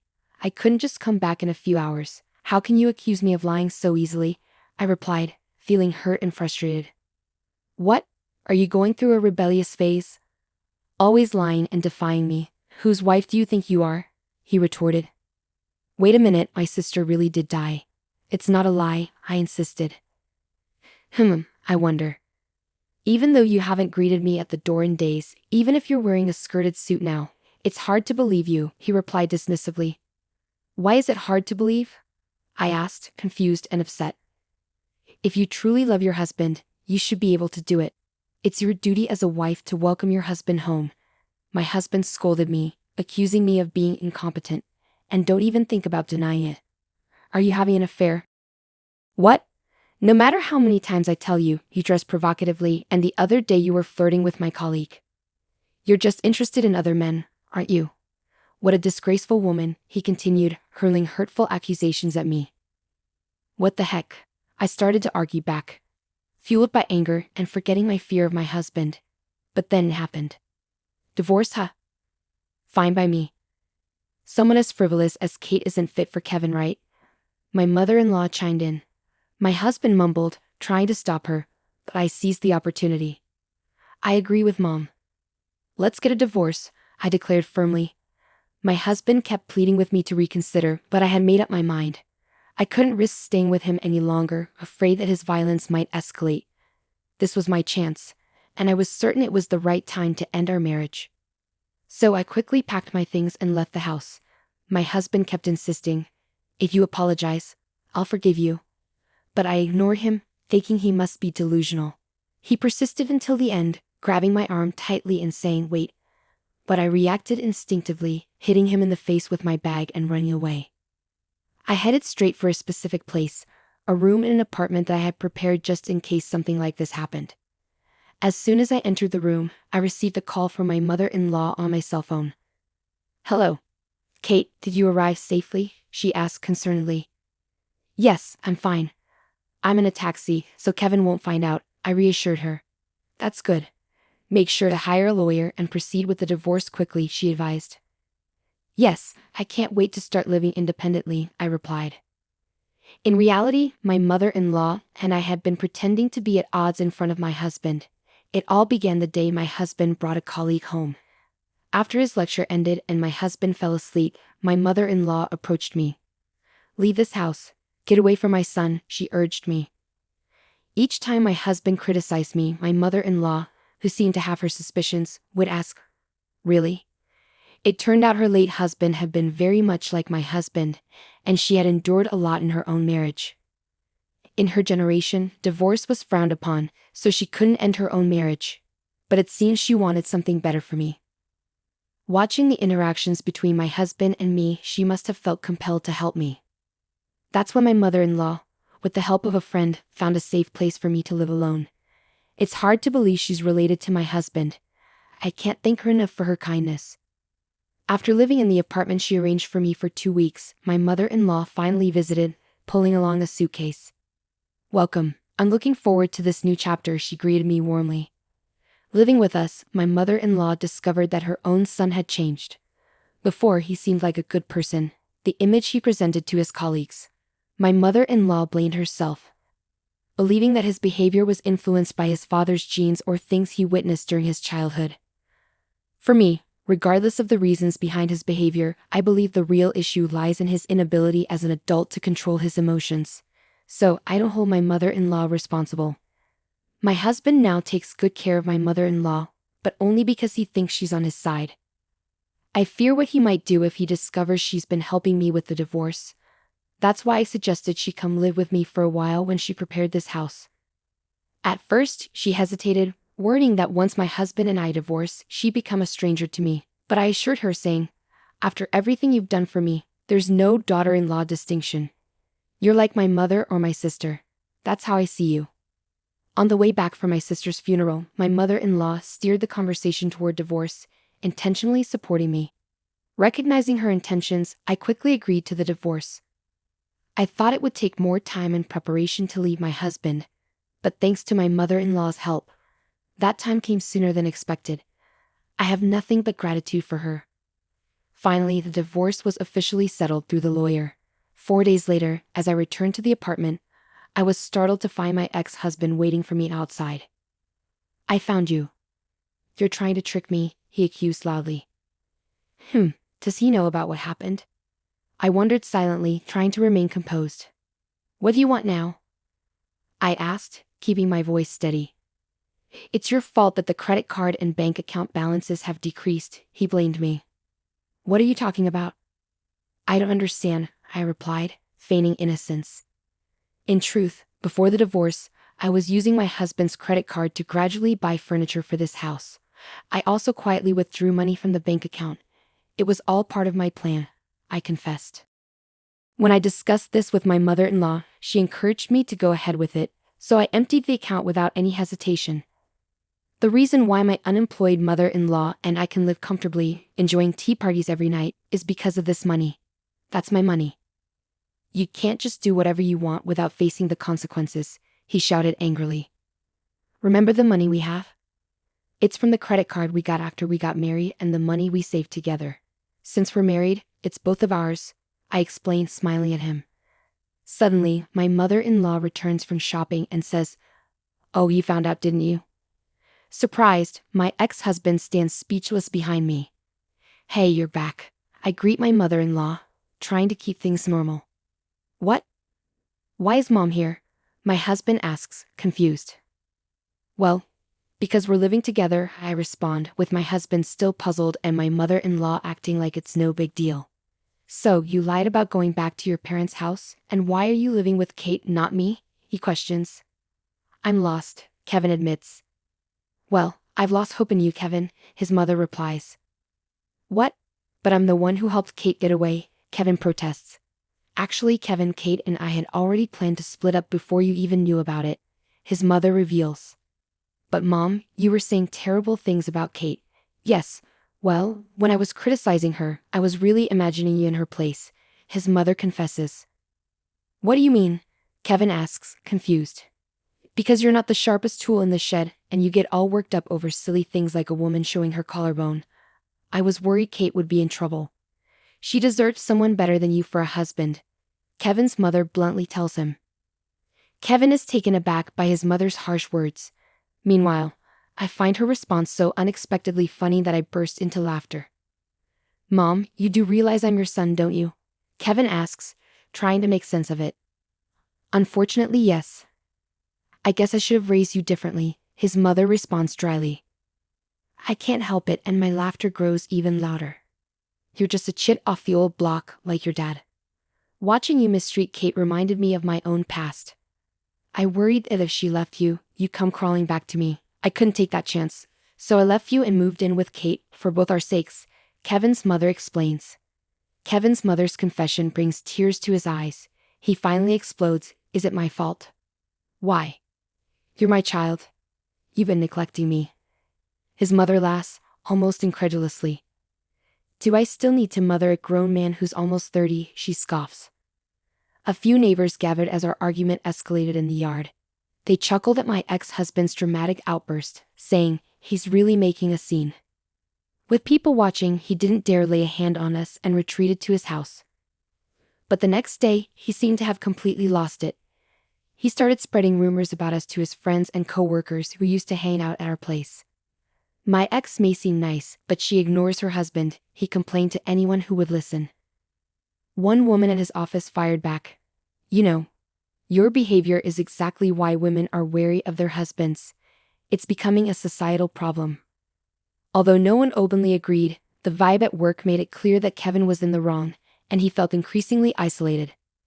In the end, my ex-husband, who turned out to be quite sensitive, couldn't handle the judgmental stares and whispers anymore. He quickly quit his job. It's ironic how he was so quick to criticize me but couldn't handle criticism himself. How sad.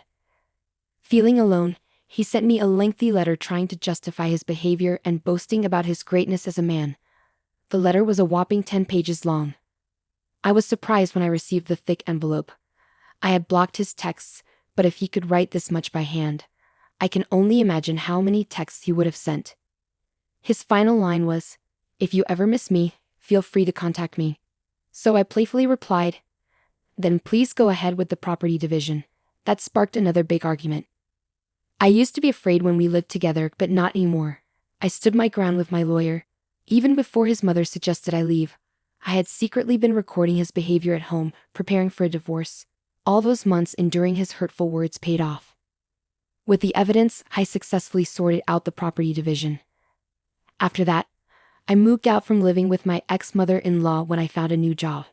It was still close enough for a reasonable commute. Surprisingly, she had found herself a boyfriend. It turned out the person who introduced us to the apartment was her new beau. She left with him, holding hands, and said, "Come visit us once we're settled." I must admit, my ex-mother-in-law really surprised me. She's a fantastic woman, and it's clear why she's so well liked, regardless of her age. As for me, I spent my best years focused on work after changing careers, thinking I might have missed my chance for remarriage. However, I started joining regular online gatherings with my colleagues. This gave me more opportunities to casually exchange contact info with people I didn't usually talk to, including a director from another department who showed interest in me. At first, I kept my distance because we worked for the same company. But as we began having private online chats about things we couldn't discuss at work, we grew closer and eventually started dating. The head of the department, who hadn't been in a relationship for years since his last girlfriend left him because of his workaholic tendencies, treated me with caution, saying, "I don't want to repeat the same mistake." And happily, we decided to tie the knot next year. I was concerned that his parents might not approve of me, considering I've been divorced before and he's getting married for the first time. However, I'm relieved to see his parents are accepting and even grateful, saying, "Thank you for being with our son." When I shared the news of my upcoming marriage with my ex-mother-in-law, she was genuinely happy for me. Oh, and about my ex-husband, it seems he found a job at a different bank and got remarried. But knowing his personality, it's likely he's been divorced again. That makes it 3 divorces now. He works at a bank and initially comes off as charming, but he tends to blame his ex-wives for the divorces, which makes it seem like women fall for him. Even when my ex-mother-in-law tries to warn women about his true nature at wedding receptions, he manages to manipulate them skillfully. Well, after 3 divorces, it's likely he'll start being avoided by women. I just hope there won't be any more victims. With the way he's going, he probably won't have a good ending because he's likely disliked by many women. But honestly, it's not my concern anymore.